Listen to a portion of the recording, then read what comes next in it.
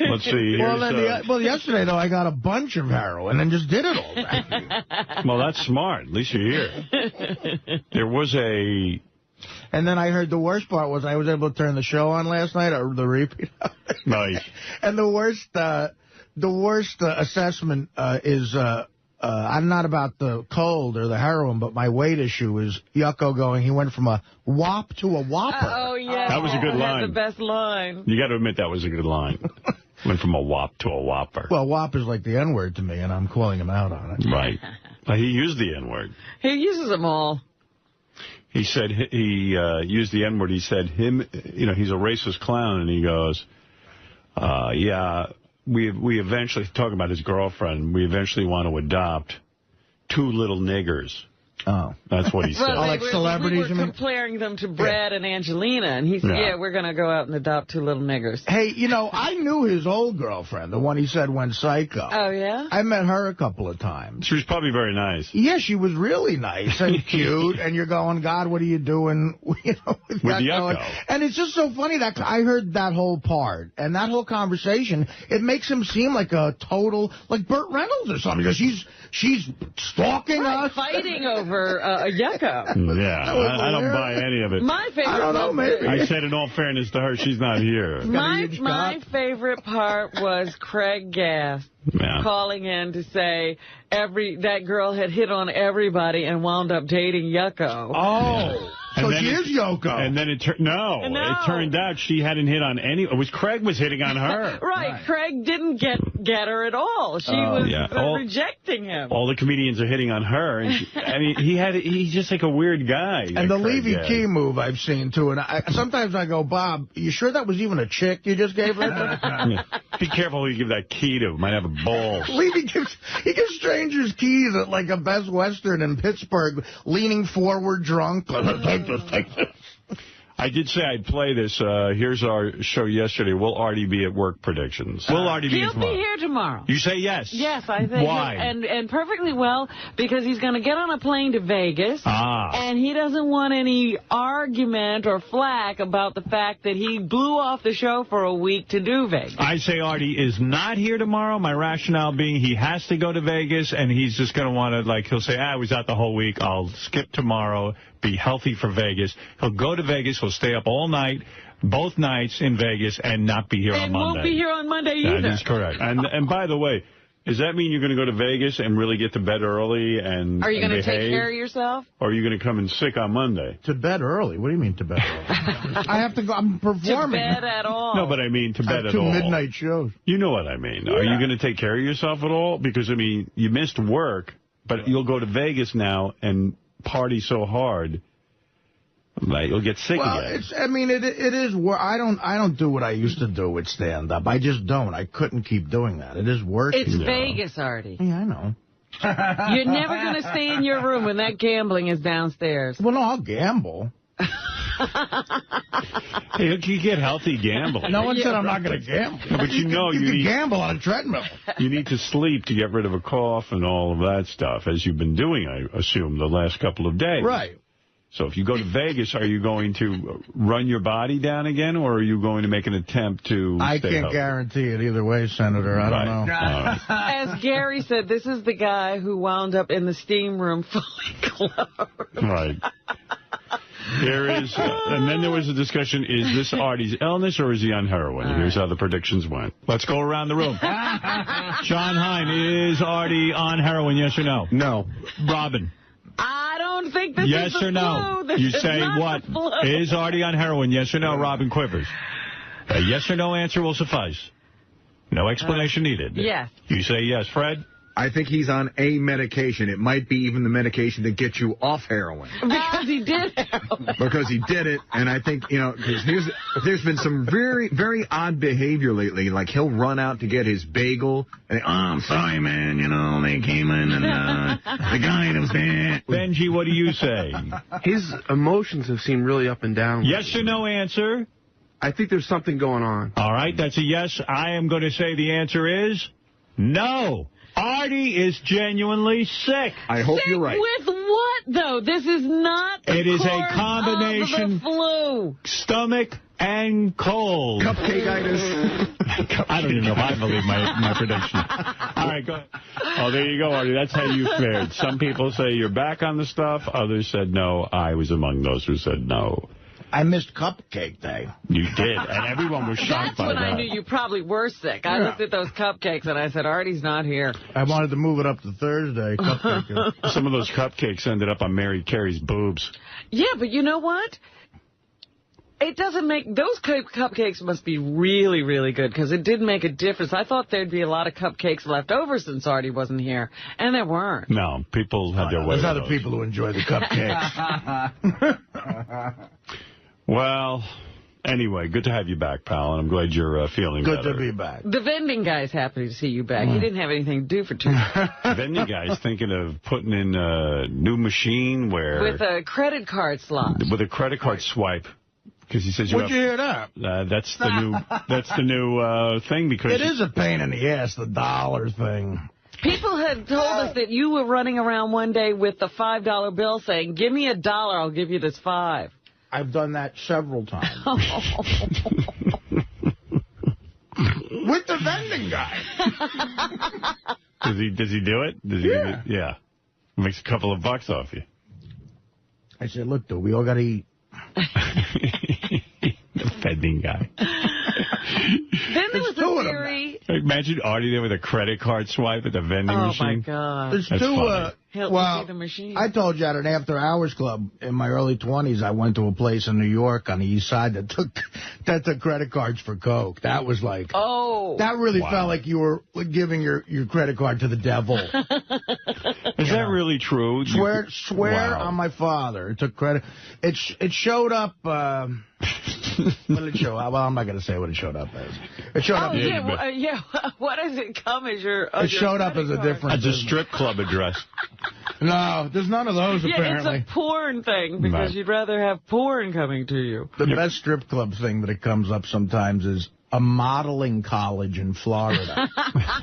You gave money to that, My mother thought my mother said, are you putting a stripper through college? I said, what are you talking about? A modeling college in Florida? Something model college. Wow, in that's funny. No, Ma, Florida. I'm thinking of taking some modeling lessons. Model college. Because it would look like you spent, like, $6,000 might be what 2 semesters would cost. Like, no, that was 4 hours. Hey, Mary, you're on the air in Maine. Hi, Howard. How you doing? Hi. Listen, I have to comment on Artie being out. First of all, I've been trying to get through since he's been out, but I think it's so awful that Robin and whoever else thought he was on heroin again. Well, you can see why they might think. Yeah, but listen, I love Artie, and I'm telling you right now, I love the show and everything, but the 2 or 3 days he was out, I actually didn't laugh half as much as I did when he's there. I just think that he brings so much to the show, and he's such a sweet guy, and I just feel that it's awful that people that work with him every day think that he was back on it. And well, they're horrible people, Fred and Robin. I'm a good guy. It was 6 months that he was on heroin, and we didn't know it, lady. I have one question for this lady. What's your point? What's my point? Yeah, one has nothing to do with the other. If Robin or I happen to think that Artie's on something, that doesn't take away from the fact that Artie is a very funny and loved human being. Maybe he needs the age to be funny. What do I know? Right. Oh, God. Oh, no. And it's not if he needs heroin to be funny, I'll help him out. Miss, I appreciate... the thing is, we all care about him. I appreciate what you're saying, but, I mean, with my history, yeah, I really... It would be obnoxious of me to get mad at someone for thinking I might be on heroin. I know, but I'm just expressing my... I'm sure his own mother thought he was on heroin. Absolutely. But you see what Everybody I knew did. Everybody I knew. Of course. But With the history of drug addicts, you can't believe what they say. And I have one thing to say to this lady. You've seen what happens when Artie is left to his own devices. He slugs cops. What's that mean? I doubt. I hardly think that's what I do. That's what happened when you got carried with heroin the other time. That's not a hobby of mine. All right, Mary, we take your comments and we put them in the file. Understood? Thank you. Thank you, Mary. And Eric Just the because Midget. we said Artie was on drugs doesn't mean we don't think he's funny. Exactly. One has nothing to do with the other. In fact, Artie's drug use is funny. Sometimes they do have to do with the other. You know, when Fred is left to his own devices, he kisses Gay Rich. That's what happens. All right, you can't leave anybody to their own devices on this show. You slug one cop, you're a cop slugger. See? There you go. Eric you kiss the one Midget. Gay Rich and you're a Gay Rich. Eric the Midget is on the phone. He is dying for us to roast him. And I, first of all, will not roast Eric the Midget. And I have a couple of reasons why. Would you like to hear them, Eric? Go ahead. Yeah, and by the way, Catherine McPhee gave an interview recently, and she said the reason she is angry with us is because we gave out her phone number to a listener, that would be you, and that she said he abused the phone so much. She had to change her number. And I told you only to call her once or twice. You said 3 times. That's what I did. All right. She claims it was more.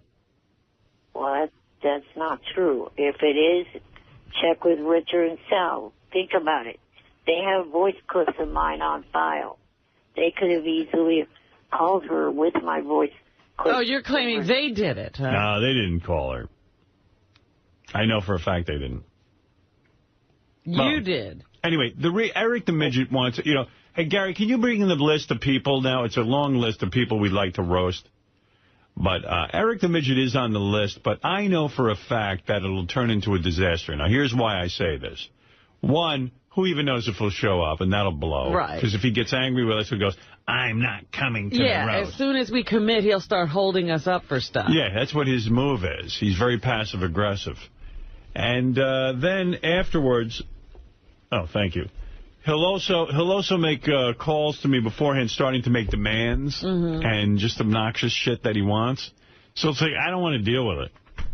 Well, Yucko was in here yesterday and said he roasted Eric just a little bit, and Eric lost it. When was that? At whatever that stand-up was they just did out in California or something. Oh, he was there? Yeah. Oh. So, number one, Eric, you can't handle a roast. I did not do anything at all. Number two. When Yucko said any jokes. I know. I sat there, and I may have looked away or something, but I never gave him any dirty looks or anything like that. It ain't easy, man. I'll tell you, after years of being a roaster, when you finally sit in that seat, bro, you find out a lot about yourself, about how sensitive you really are. Yeah, because I got hit with some shrapnel, too, and I got to tell you something, Eric. I even found it hard to sit through, even though I was laughing. And when you're the actual roastee, right, it's like a dump truck backs up full of shit and just lands on your head. And Abel, even when someone else is getting it, you can't even laugh well, because you know eventually everyone is getting to you. And I know the call will come like, my father said if I do the roast, he'll make me live at the lake house. They're taking me back to the lake. The lake house. Whatever the fuck the lake house is. God knows what house of horrors that is. Like a prison. All I know is the kid doesn't want to go there. The lake house is a punishment. It sounds like a nice deal, lake house. Right, is he like the midget Rockefeller? I don't know. What's with the lake house? Why do you hate it so much? Just too isolated. It is prison. He's Little Rockefeller. He's like in the Phantom Zone. He's half Nelson Rockefeller. Are you like Superman? That's your fortress of solitude, the lake house? I guess so. You go there to talk to your father? Are you a Superman freak? Do you love Superman? I thought the last movie was real good. Yeah. I just would think that Eric would like superheroes. Why not? Yeah. He's geeky like me. But he'd also he needs superpowers. Yeah. What is it, Sal? Hey, what's up? Hey. Eric made a revelation to me when we did the Whack Pack Revelations. Yeah. And it was that he got I can't even say it, a harassment suit from the police because harassment call. Right, because you were calling a celebrity. So it wasn't us. A semi-celebrity. A semi-celebrity you were harassing. You're telling me the police, Eric, got on you because... She appeared on one reality show.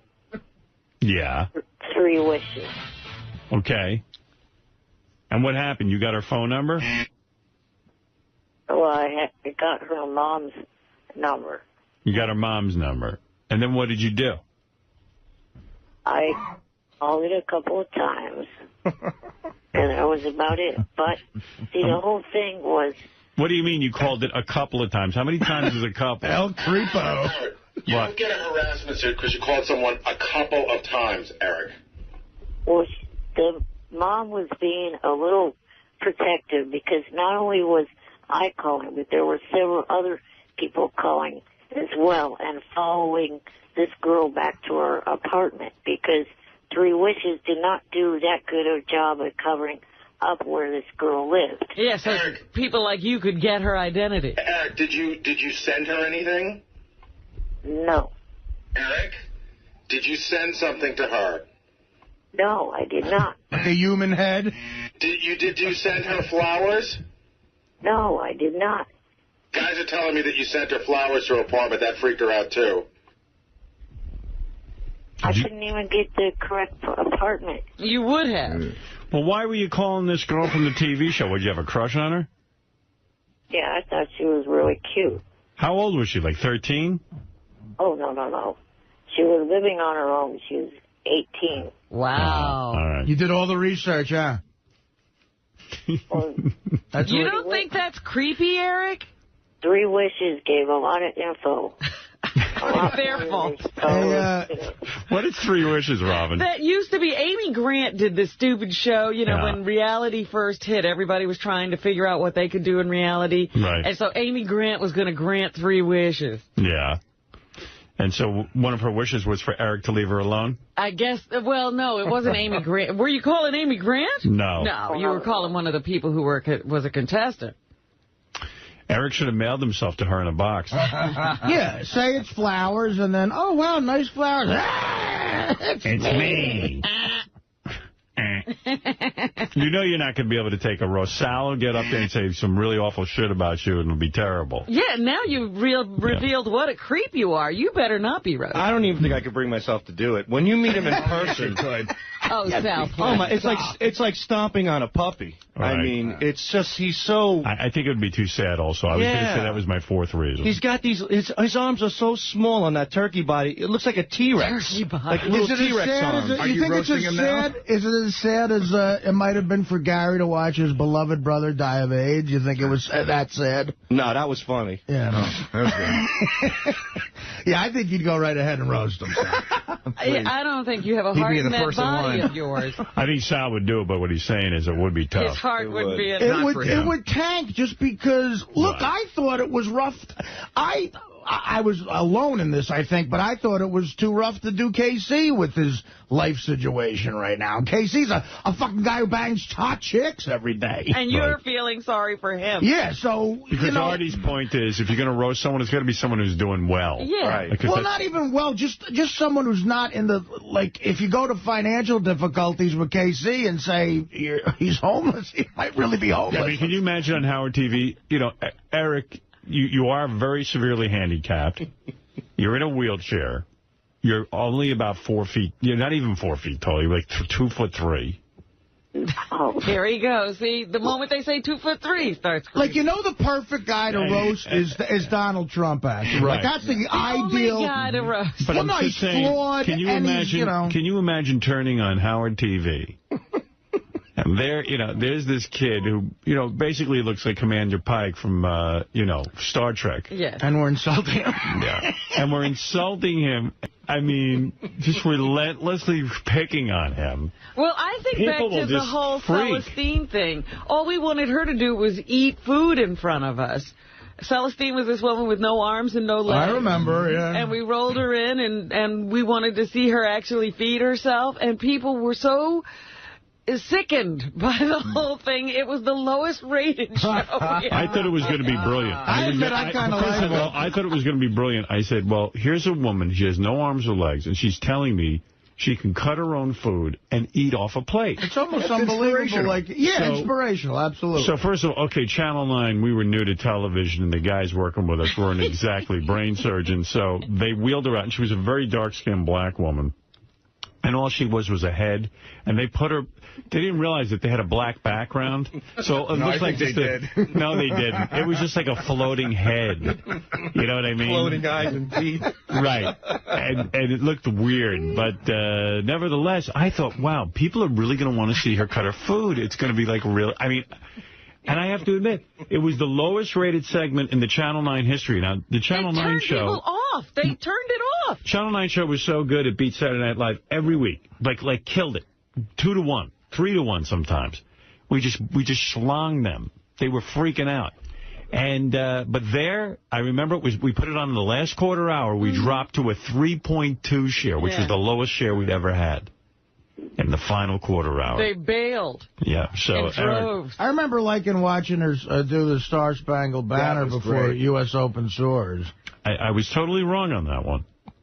Just didn't read the public's mood. I remember Dan Formicle goes, I told you, Celestine, she's too depressing. I go, yeah, well, it didn't help that you put a black background.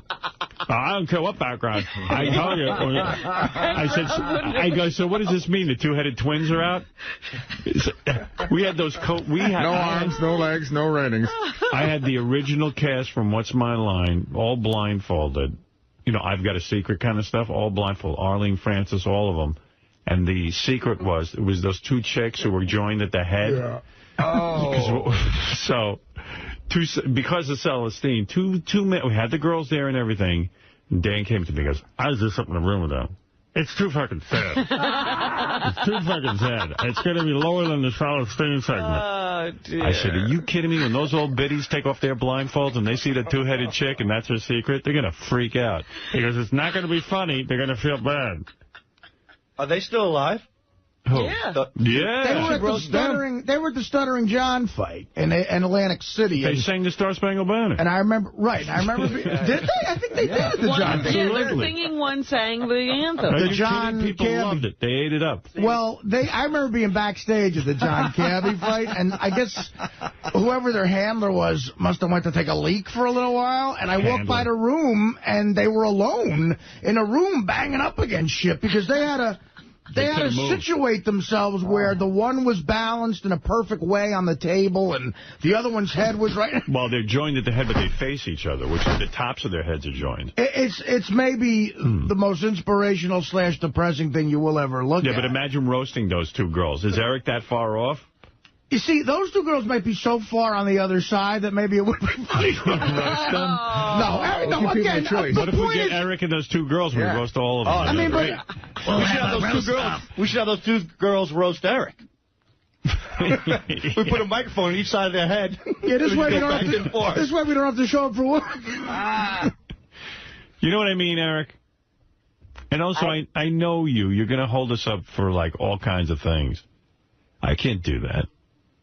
We don't have the time. And it won't work, Eric, because you don't have the leverage with us here. The balloons thing we really want. Clearly, we don't give a fuck about this. So you're not going to get any major, deal-breaking points in the contract.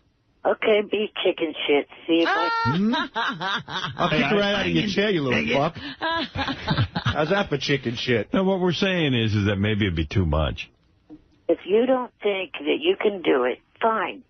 Ooh. But I think I could outdo you, dumbasses.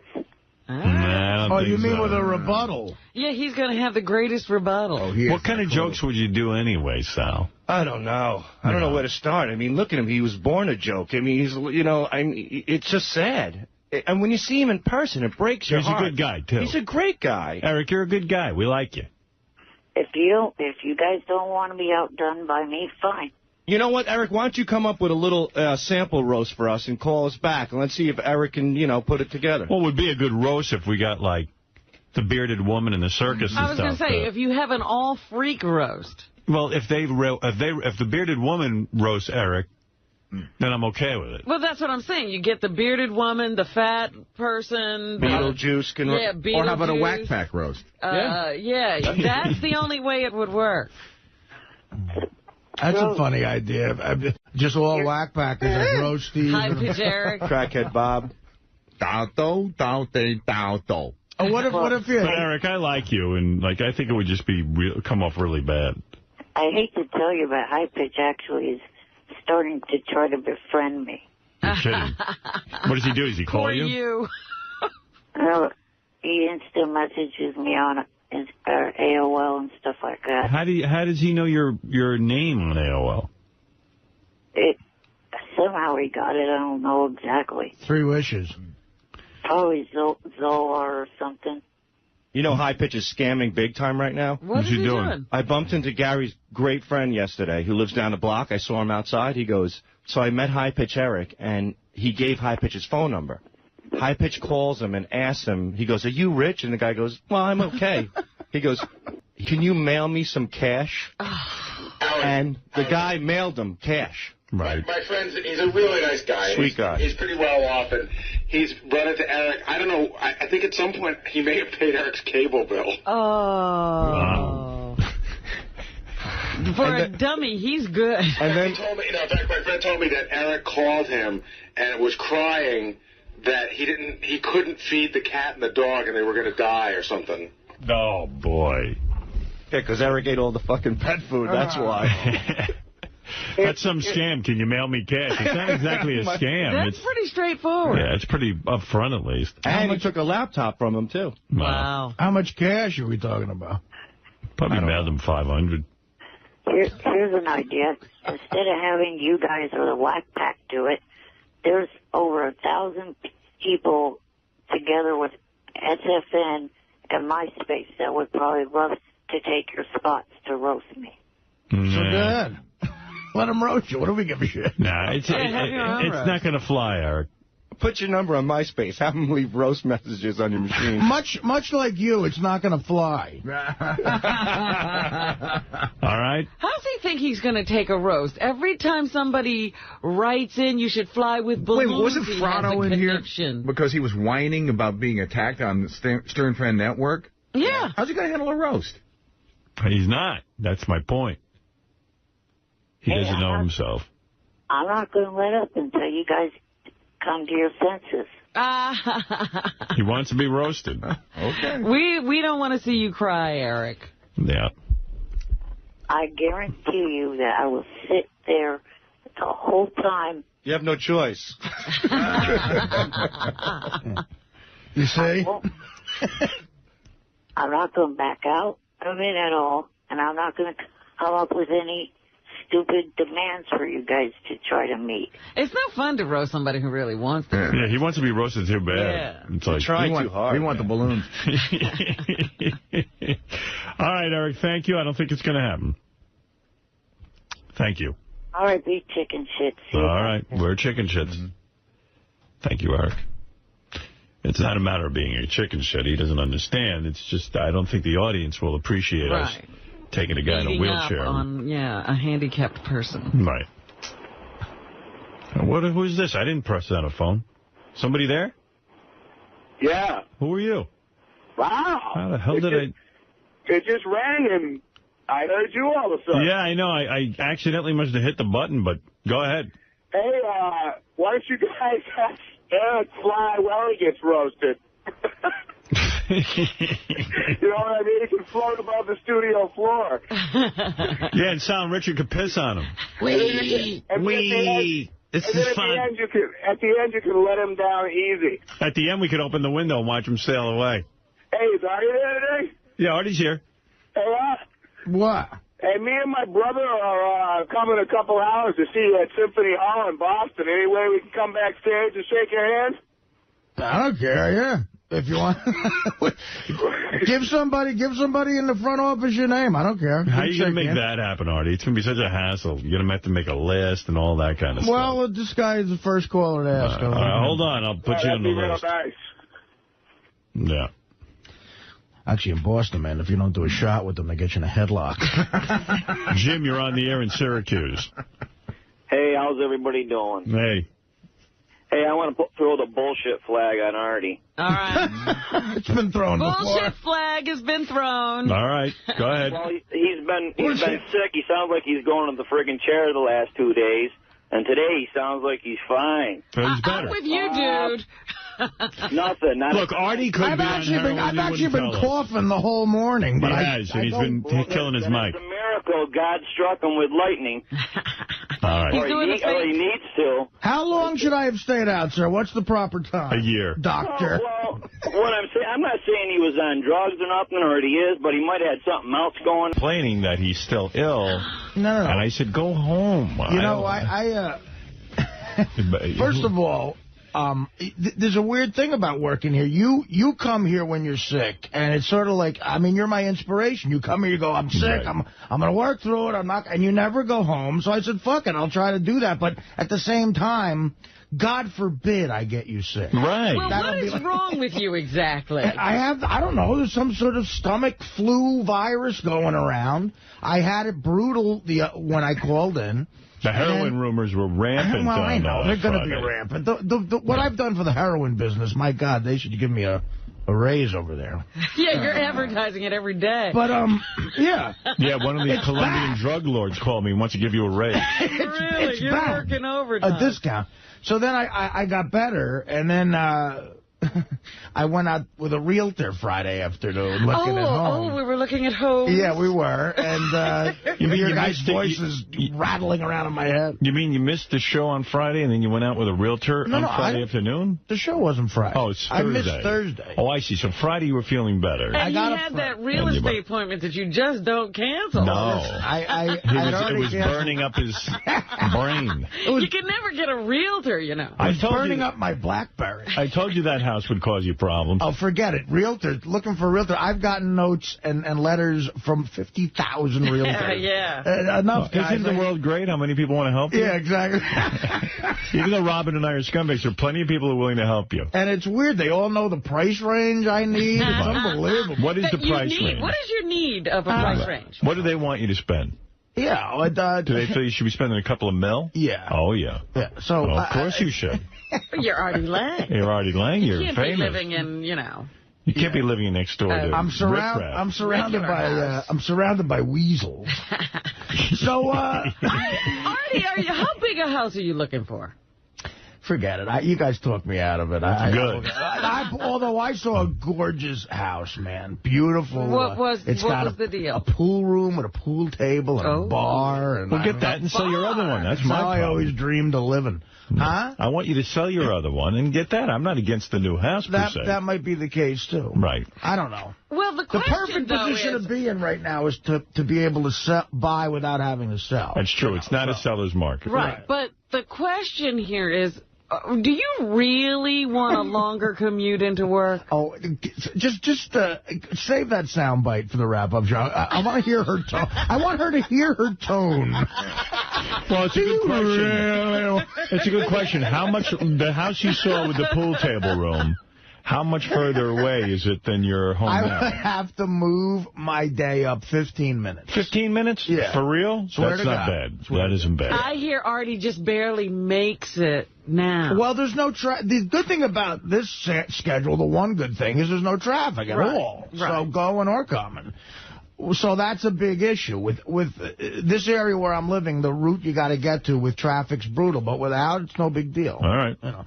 So I had a relapse. But I can approve of that if you get rid of your present home, because for 15 minutes, it's crazy. Well, I want your approval. I don't see you being a landlord. How many bedrooms are you looking for? Oh, my God. I'm not looking for anything in particular. This house that I happen to love has 6 bedrooms. Good Lord. Well, what an orgy. A mansion. I got a lot of dirtbag friends. You're going to roll around in that house like that all by yourself? Oh, I'll be rolling around. You'll be okay by yourself? Eddie Murphy and Bubble Hill, baby. Yeah. Oh, you're going to start a party house? That's what it's going to be. Yeah, I'm going to get a pool. You're going to be all right alone in the house? What do you mean alone? Well, I mean, you live by yourself. He's thinking he's going to move people in, I guess. I'm asking you. It's got a place for a maid to live. So you're going to get into live-in help for one person? I don't know, man. Yeah. I don't know. You got to think this through. I haven't thought anything in a 6-bedroom house. I just went. It was a fun thing to do. I went and looked, and, I don't know. You stay home, Artie. Yeah, okay, buddy. You don't branch out. So you had a relapse after looking at the house. You're not kidding. I went out, and then I got back, and I was like, oh, fuck. Then I started to feel nauseous again. I'm like, shit, this goddamn realtor trip got me sick again. Then the fever came back. Oh, no. Ooh, so it was just, I don't know. I guess Ronnie was saying he's sick. Ronnie's sick? Yeah, he's been sick. He stayed in all weekend. How close are you to getting this house? Not close at all. Just looking. You know? I'm surrounded by illness. I come in this morning, and who's coughing all over me? Baba Fooey. He's coughing. Yeah, he's coughing and clearing. And then J.D., ever since he went out to that AVN Awards. And, he's had his kennel cough. He's got some... Ever since his lovemaking, he came back here. The fucker is coughing all over me. When you go to, like, a place surrounded by whores, do you get Oh, my God. This guy... If you're lucky. This guy's coughing all over me. Fafa Fooey's coughing all over me. Artie's sick.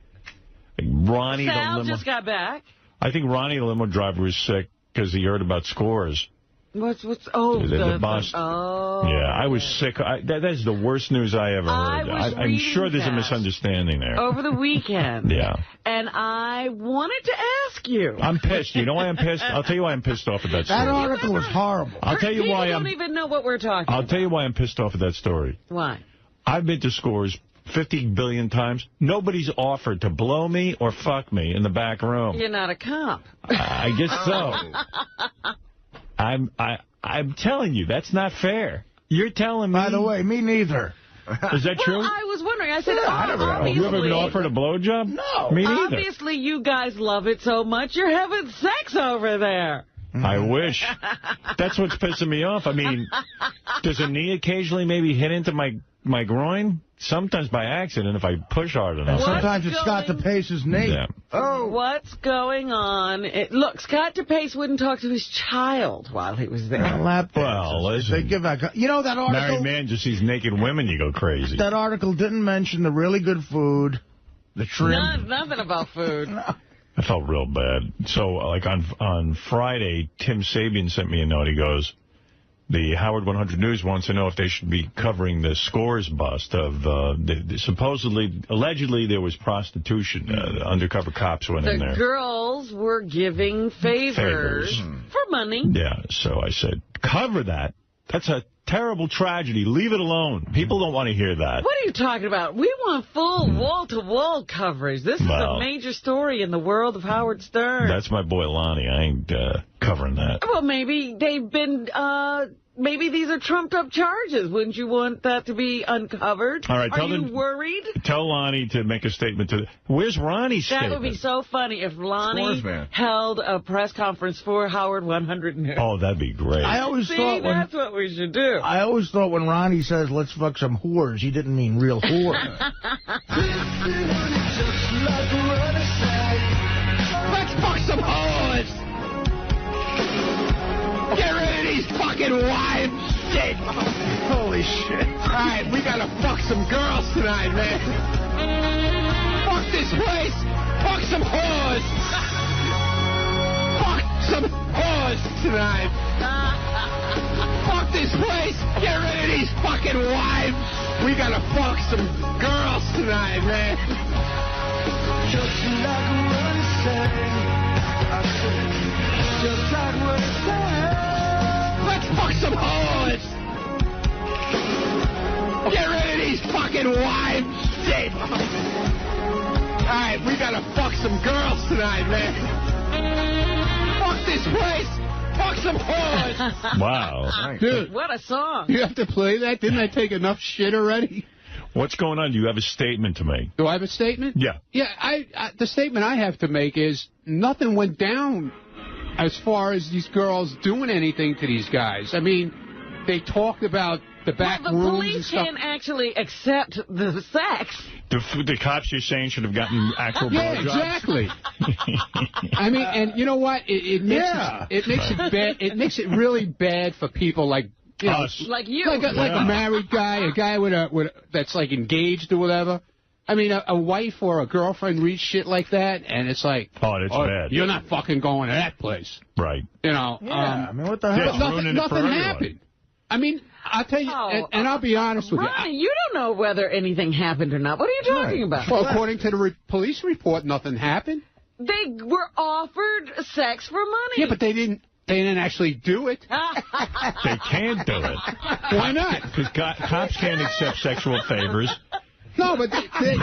In other words, I mean, it's not like the movie The Departed, where like you just go deep undercover. It's got to be Right. If they're offered it, then they got to go through with it to be able to bust them. No, that's not true. They got to hand them. The police, sometimes when they pick up prostitutes, all they have to do is discuss an exchange of money for sex. Yeah, but they have to actually get the exchange of money where they're actually handing it to them. That's true. That is true. You know what I'm saying? That is true. And I don't think that, according to the reports, that never happened. And if it's funny money, it doesn't make any sense. Look at Ronnie. Right. Ronnie's come up with a legal defense. But the question is whether it's even legal to have that conversation in a strip club, because you're not supposed to be offering sex. Yeah, but who the hell? Even if the conversation went down, who the fuck are they bothering? It's not like they're out on... Excuse me, F. Lee Mund. I got to tell you something. I believe the girls were trying to root out evildoers. Oh, right. They were going to point these guys out to be thrown out of the club. That's right. I believe that. That's what I'm going with. Well, I was interested in the pricing. How does anybody hear anything at Scores anyway? Yeah, the music is so goddamn fucking loud. Give me some loud disco-type music for it, because, you know, it could have been just a big misunderstanding. It could have been like, you know, hey, baby. How about you blow me for like $500? What? What'd you say? Papa Joe? What? Papa Joe? Yeah, I know. Papa Joe. All right. I agree. What? That's how it goes down. But wait a minute. Let me ask Ronnie, the lawyer, one other thing, because it says the managers approved it. No. What do you mean they approved it? I can't. Maybe there's a bad seed over there. That's what it says in the news accounts that I read, that some managers said, yes, it's okay for the girls to give you sex, work out a price. And the prices were interesting, too. You know, a blowjob could be anywhere from $200 to $500. Or, you know. That's a good blowjob. Sex for $800. $200 is expensive. Yeah, really. All I know is I'm pissed. I didn't get any blowjobs. Yeah, it's bullshit. Maybe it's because it was too expensive for you. Most of the time I go out there, and when I go there, I mean, I'll sit and it's like a club, like a man's club. You sit there and you hang out. Did your wife say to you, I don't want you going to Scores anymore? Absolutely not. Absolutely not. Did all you she keep did the say to me, papers from her? I didn't know anything about it. You want to hear the best part? Because Beth said to me, well, that's what goes on in the back room. I go, listen. This is fucking great. You got to hear this. Yeah. I had no clue about this, because once I got home on Thursday, I never left the house. I was in the whole weekend. So Thursday night, and I'm sitting watching the 11 o'clock news on Channel 7, and all of a sudden, this fucking story comes on. And we're sitting there, and I, like, break out into this sweat. Because I know she's sitting there, she's looking at me. But I'm making like I'm not... And you're Scores, man. Right. So she goes, first words out of her mouth, she goes, so did this ever happen to you? I go, no. Yes, of course it did. We go there, we hang out. Why do you think I go there every 5 minutes? Most of the time, fuck, don't charge me. Yeah, exactly. Most of the time I'm in the restaurant. I'm hanging out, drinking, eating, having a good time, just bullshitting. I mean, the girls sit in the restaurant with us and stuff like that and hang out. Why is it against the law anyway to charge money for something that's pleasurable? Yeah, they charge money for a nice steak. Yeah, but that's what I'm saying. You can't pay money for You want to know what my feeling? Sex would ruin Scores. We just want to relax there. Yeah, right. These few bad seeds. It's a man's club. Right. Well, sex is going to ruin Scores if these charges are true. I know. It's like the Bergen Hunt and Fish Club, whatever that was that John Gotti had. You know? I don't know. That's what it is to me. Where they used to plot crime? Right. No, they just sit around, they bullshit. They play pool, the center of crime in America. You know, sit around and bullshit. I mean, you know, it's... Well, it's very upsetting to me. It is. And Lonnie was very upset about the whole thing. And I love Lonnie, and I love the people at Scores. That's what we should be hearing from him on Howard 100. Yeah, maybe Lonnie will call in. Yeah, maybe. Can you call him and ask him if he'll make a statement? Yeah, I'll call him. All right. I'll call him. I don't understand this news blackout. No, well, I was supposed to go there Friday night, but I wasn't feeling good. So then they had the camera crews, like, sitting outside all weekend. They were sitting outside there, you know, filming people going in and out. Oh, no. Grabbing the girls, like, as they're coming in. You mean you could do you know anything about this, you know? And yes. One girl goes, I'm a waitress. I don't know anything about this. Leave me alone.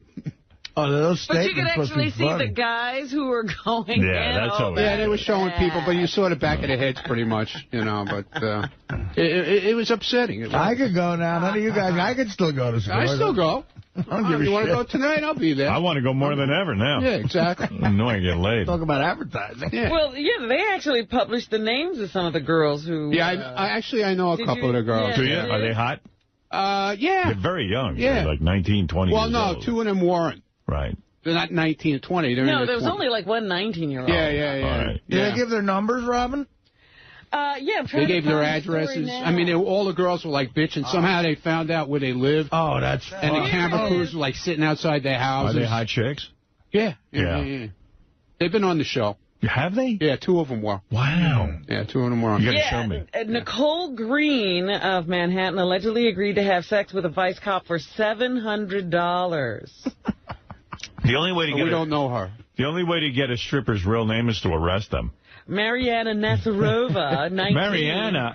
We know her. That, like we know Venus? her. What's her? We know her. We know her? Yeah. And she would perform oral sex for $300. Nice. Colleen Matthews. We don't know her. Was accused of agreeing to perform oral sex for $500. Oh, she must be good. Do we know her? No. No, she lives, according to that, she lives with her mommy and daddy. Right, oh my she's still God. at home. They must be thrilled. Yeah. And then, with the camera crew sitting outside of their house. Karina Vasquez. We know her, too. Who is 32. We know her, yeah. Oh, I know Karina. Age we know her. You know her? Yeah, I know Karina is. Yeah. So she never gave you a blowjob? She never offered me sex for money. She'll blow you for $200. Really? Allegedly. Hello? According to this article. Right. Well, I am sorry to hear this, and I know that Scores will be vindicated, I hope. I'm sure that there's a big misunderstanding here. Definitely. Let's hope it's a big misunderstanding. It is. It's definitely a misunderstanding. All right. It's funny because one guy in the article says he lives near one of the girls, and he didn't realize she was a stripper until he happened to just drop into Scores, and there she was. Yeah, right. Well, that shit happens, you know. Hey, Sonny, you're on the air in Beaumont, Texas. Howard. Hey, brother. How's it going? All right. Big fan of the show. Thank you. Listen, I just want to say I think this whole Scores thing is bullshit, man. What do you mean? I think they're way out of line with the whole, I don't know, I just don't believe it. It's a strip club, man. Bullshit! It says the managers left little to interpretation as in terms of first that of all, it was they're not managers. all right. Let's get that straight. Okay. But they're not? How do you know that? They're floor people. What they call, they're not managers. Oh, okay. What's a floor person? It's like they're like hosted, like a host. They're not managers. It's not a manager who actually runs the club. He's a floor host. Look at him. He's such a good representative. Thank you. You are good. You're making a nice statement here. Yeah, go ahead. I got to interrupt, Howard, just so you know, for TV, you have a piece of food right on your lip. Oh. Thank you. Get it off. Thank you. Thanks, Gary. Thanks, Gary. Thanks for that. Just worry about my image. Howard. I was saving that piece of food for later. Well, those hosts, Ronnie, they say help broker prostitution deals. Right. Hey, just a note to my camera crew. You shouldn't be that close that you see food on my lip. You should be so far away from me that you can't even see me. Is that right? That's right. That's how I like to be shot. I had a camera crew at my house Friday. Why? They were filming Dudley on the treadmill. Oh, yeah, I want to see that. That's cool. Yeah, Ronnie's dog is on the treadmill for 2.5 miles a day. Yeah, because he won't walk him. No, that's not true. It's too cold. Gary, why wouldn't you type me a note about the food on my mouth? Why would you embarrass me by coming in here in the middle of my show and pointing that out? Now we all know. Yeah, now everyone knows. Why did you do that to me? I wasn't sure how you wanted to handle it. I thought You don't know? the quickest way. I don't want to embarrass you. All right, thank you. My teeth have big ass caps. Yeah. My breath smells like funky ass. Yeah. My teeth are yellow and I lick my lips. Yeah.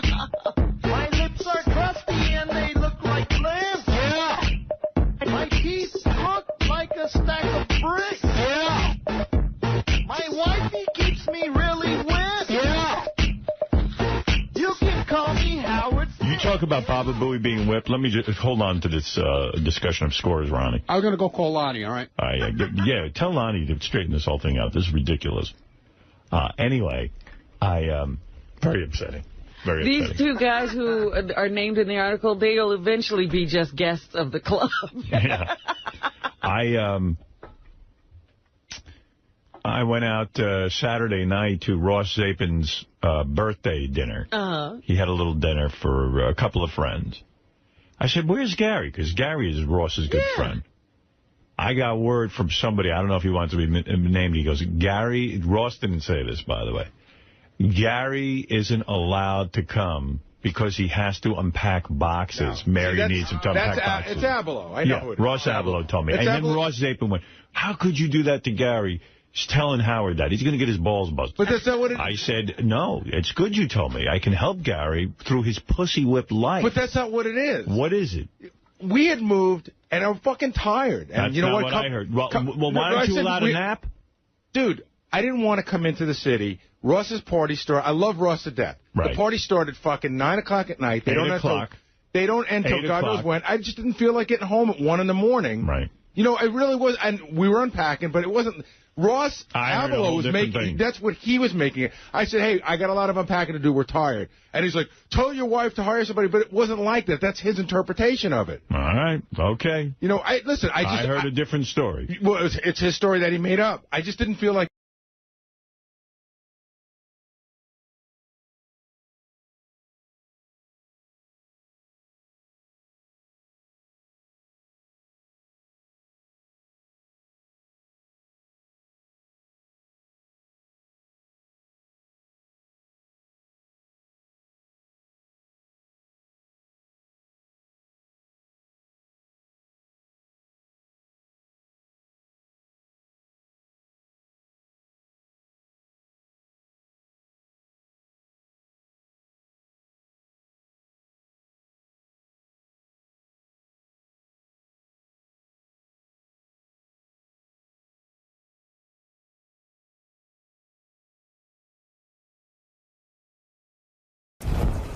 New album coming out right this way? Yeah, 19th on Monday. Rebel Soul. Mm-hmm, Rebel Soul. Right this way, sir? It's weird. I'm way more sober and alert today than when I was younger on this show. You used to do a little pregame before you came here.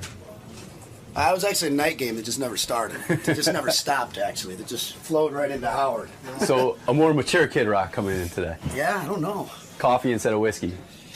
Might have a little Baileys in here. That's what I'm talking about. All right, Kid Rock. Haven't seen him in ages. When's the last time we had Kid Rock on, Robin? Look at him. Never ages, this guy. Look at him. Lives a healthy lifestyle. Actually, he doesn't live a healthy lifestyle. I don't understand how he doesn't age. How come you don't? What's the secret, my friend? Hold on, pussy. You're still a kid, that's why, because you're Kid Rock. Right down here? No, you're good. Because you're Kid Rock. That's right. It's all in the name. Kid. It would look weird if you were old. What's with the scruff? Me? Yeah. Am I scruffy? It's totally scruffy, 100%. No shit. That's your territory. What's he doing in Hey, I ripped that off from you, man. Right? I like it. It's you a got good your look. pink cowboy boots on, too? I mean. Yeah, look. There they are, bro. Hey. That's it. Are you wearing cowboy boots now? Sometimes. It's really weird with your career because you've evolved into like a guy. Like when you first came on the scene, I thought you were a rapper. Yeah, me too. And then all of a sudden you became a singer, which I didn't think you were a singer. And then all of a sudden you proved to everyone you could sing. And then you put out country albums and country songs, I guess. Country songs. Creative. Fuck Sheryl Crow. It's crazy. Hey, if you were me, you'd do the same thing. Absolutely. I mean, why not? Look at you. Why are you worshipped so much in Michigan? Is it because you love Michigan so much? You love Detroit. You love where you live. I think it's just something you put out there, you know. You give a lot of love, you get a lot back. I'm proud of where I come from, like I think most people are or should be. I don't know. I'm not outside of Why LA. are you proud of Detroit? Yeah. Why are you? I lived in Detroit. I wasn't that proud of it. I'm proud of our heritage, our history, the people that it holds. You know, the struggle and the tough times of kind of being a model for the things that we have to look out for, which way this country's going, and saying, you know, the human spirit's pretty resilient. And when you get a lot of people together that care about something, you know, that's when change happens and you can start to move forward for the better. I was surprised you weren't an Obama supporter because of his bailout of Detroit and helping the automotive industry. Yeah. I thought that would have swayed you to be simpatico with Obama, but you were very heavily into Mitt Romney. Yeah. And that didn't factor into the political discussion? What I realize is you know, I came into this business with 2 middle fingers in the air, just, you know, pissing people off. Right. Absolutely. God damn, if I would have realized you could just be political and piss people off so much, I'd have done this shit a long time ago. I mean, isn't it weird that, like, especially in show business, if you come out for Mitt Romney, suddenly you have to worry about losing fans and stuff. Yep. It's just a political opinion. And when you analyze it, most people don't know jack shit about politics anyway. Do we really know what's going on? Me of all people. Right. Who the fuck is listening to me or Bruce Springsteen going, oh, that's the guy I'm voting for because they said they like him. But fascinating, you actually met with Mitt Romney for, someone told me, like almost an hour. Like you had an hour meeting with him because you had agreed you would perform for him, at one of his functions. Well, I agreed to meet with him, and then the performing thing came after that. I didn't agree to do anything. They asked me if they could use my song. I'm like, anybody can use my song. You don't care. If Obama uses your song, you're happy to have it out there. Happy to have people listening to it, exactly. It's hard enough to get airplay now. The only thing I said is I have this really raunchy song called So Hot. I made a little joke out of it on my website. I said anybody wants to use my song in politics can use them. That's why I made music, to get it out there to people. I go, but if Mitt Romney uses the song So Hot, I will vote for him. Yeah, right. Anybody who uses your song, you'll vote for. So who approaches who about... I'm fascinated by a meeting? I'm not calling people for meetings. Right. You're like, hey, you're just sitting in Detroit. Hey, somebody get Mitt Romney on the phone. I want to talk to him. Mitt Romney his people call you, and they say, hey, we'd like to meet with Kid Rock. I'm like, no shit. What does he call you? Does he call you Kid Rock? I think Mr. Bobby. Kid, Bobby. Mr. Rock? Yeah. How come I don't get to call you Bobby? Why? Call me whatever you want. I've never put any stipulations on it. One of the reasons I don't get together with you is I don't know what to call you. Like if I got together with you socially, would I call you Kid? Would I call you Bobby? I don't even know what I would call you. It wouldn't matter to me. Howard. Are you sorry? That's what's holding us back. That's what's holding us back. That's it. All these years. Hey, Kid. I don't know.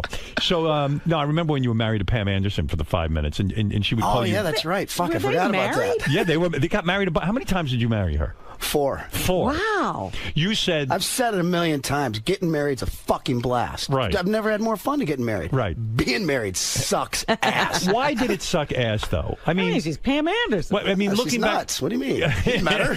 I know. It's crazy. There's no secret here. But why didn't you see that ahead of time? You are a bright guy. You are. I mean, people think, oh, he's a rock star. I don't know shit. You've had a good piece of pussy before. Yes. Fucking... Yeah, we talked about General Petraeus. Who's more brilliant than him? But you get so hypnotized, I guess. Yeah, of course. But why do you wake up? No secret to mankind. But why do you wake up when you get married? In other words, before him, was she fooling you? Was she tricking you in a sense? No, the honest to God thing was, I think I've said this before. I can't believe we're rehashing this, but whatever. I know. I didn't plan on it. I have nothing new on me. I haven't fucked up in a while. Don't worry, I'll get to the bottom of what you've been up to. But you know what was? It started to affect my son. Yeah. When I saw it affect him, then I'm like, that's it, I'm out. That's the honest to God. That's the bottom line. Yeah. That's why you're a good guy, because and I'll tell you a couple other reasons why I think you're a good guy. But it's like you really were willing to put your son first, as opposed to this woman you married. Sure. And that ain't easy. Most guys are not going to get off that fun train. It took me a minute. But thank God I did, How did it fuck your son up? Just because it was too wild a lifestyle? You needed to give him a more stable life? It was just, I don't want to go into the details because I think people's feelings will be hurt, and it's too old to rehash that. Right. But it was just, and it was culture shock for my son, too. Imagine, he's in a small town in Michigan. I uproot him. He starts fucking high school at Malibu High School. Oy vey. Fucking, I might have told this story before, but it's such a funny one. I'll repeat it. It was like the first day I pick him up from school. And I mean, orientation was just a shit show. I was texting people. I'm like, dude, I'm sitting behind Kenny G at fucking orientation. I'm like, this is a fucking riot. You're having a good time. I'm thinking this. I'm like, this is just so in outer space. I love it. But so I pick him up the first day. He's all shook up. He's like, and I'm like, hey, man, what's wrong, buddy? He's like, all these kids do here is ride skateboards and do drugs. And I go, hey, look at me. I go, hey. Stay off them fucking skateboards. Kind of lightened up the mood, And it is amazing. And then another time, we're sitting there by the principal's office, and they have this thing that says "gay," right? Not to be used as a derogatory term. This. It was like sent from above. We looked at each other. And we both go, that sign's fucking gay. Don't all the kids love him, though? He's Kid Rock's son. I mean, come on, you're a hero. The people that love me, he's probably got a good rapport with. But I'm not one of those guys that rides down the middle like a lot of, like a Dave Grohl. People Dave Grohl is just Dave Grohl. People love him. Kid Rock's like, I love that guy. He's a fucking idiot. Why is that? Why does Dave Grohl get away with being the good guy? I mean, I've met him many times. He's a great guy. He is a great guy. He is a great guy. But aren't you a great guy? guy, or people think you're an asshole? I think it's the same thing. If you hang out with me, you'd say, "Wow, that guy's all right." Do you think it was because of the marriage to Pam Anderson? Perhaps hurt your image? I mean, who cares? But yeah. I mean, I don't know.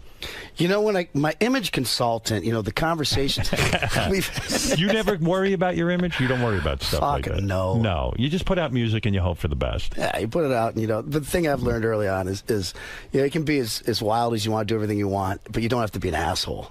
You can have as much fun. You don't have to be a dick about it, though. Was your son so grateful to you when you broke off the marriage to Pam, and then Yes, we had a heart to heart. I mean, we were in tears. And I was like, dude, if you were so upset about this, why didn't you tell me? He's like, I wanted you to be happy, which broke me up, and I'm not a fucking crier at all, obviously. And it was just, That would make me cry. I mean, because he appreciated that you did that. Wow. And he never came to you and said, Dad, I'm unhappy. No. He was a trooper. He was a total trooper. He wanted you to be happy. That is sweet. That is sweet. How old is the kid now? 19. He's in college, second year of college. No kidding. Yeah. You've got a 19-year-old. I remember coming on here years ago, like I'm in this crazy custody battle. Like I got to be careful what I talk about. But now we can talk about anything. But isn't it amazing? You want to rehash any of those questions? Yeah, right now we can. Did you? Yeah, the ones you couldn't answer before. I always find that you had full custody of your son, right? Yeah. That's full physical custody. Yeah. When a dad wins full custody of a kid, things must have been really horribly wrong. There was a lot of shit going on, yeah. It was a crazy time, man. Something I hope nobody else ever has to go through. Did lawyers advise you and say, listen, the man doesn't get custody. Just give up. Don't even. Yeah, your kid Rock. Yeah. Now, when people got into it and they saw the story, and he was kind of put in my lap at about 6 months old. And then I was not successful then. I was still broke, hustling, making my music, a broke musician. And by the time he hit about, 6 or 7, things started to happen, and that's when it was like, Mom came back? I'll take the kid now. Oh, now he's 6 or 7. He's a good kid. I'll take him. You got a little coin in the bank. Yeah. Wow. Oh, is that when it happened? But you know what? We've hashed all that down. I hate, it's tough talking about this stuff because we've hashed it down. We've both, said our apologies for things we've done, and it's the best for my son. Are you in touch with his mom now? Not a lot, but we are cordial and talk and try to do what's right for. Is he in touch with his mom? A little bit. Yeah. But it's not. Did you have to badmouth? Was she an ex-wife or just a girlfriend? She was my 8th grade girlfriend. Oh, she was. Yeah. But you never got married to her? No. I see. And then shit just fell apart. Yeah. Hey, man, what a scene, huh? That's amazing. I mean, how old was she when she got pregnant? Yeah. Let's laugh this morning. How old were you when you... Ask me something fucked up. When you became a dad, how old were you? 22, 23. Oh, 22, How old 23. was she? Same age. She's 1 year older than me. Oh, wow. Yeah, man, that's amazing. What a life. I'll get back to this whole Detroit scene. Yeah. When I lived in Detroit, Bob Seger was God. Like Still is. Yeah, if Bob Seger did a show, I was a guy from the Northeast that was like, I like Bob Seger, but I wasn't going to sit there and fawn all over him. Detroit has its own world, its own music scene. Yeah. I remember, Journey were a bunch of gods in Detroit. Jay Giles, Kiss. The Rockets. The Rockets. Yeah. I mean, it was crazy. When I lived in Detroit, it was a whole new musical experience, and I was on a rock station. Yep. But you put your money where your mouth is. You still live there. Mm-hmm. You started a beer company in Detroit. Yeah. Because you were pissed off at the big beer companies because you felt they had abandoned America. They'd gone too internationally corporate. Sold the fuck out. At a time when this country needed them most. You were a Coors drinker? And I had an endorsement with Coors, yeah. Budweiser? No, I never had anything with Budweiser, but they're Coors. Fucking king of American beers, supposedly, until they sold out for 50-some billion to the Belgians. So, and Coors, what was your beef with them? They sold to the Canadians. And so you said to yourself, hey, wait a second. I was just like, can't we make anything in this fucking country? Now, I'm not very skillful with my hands and things like this.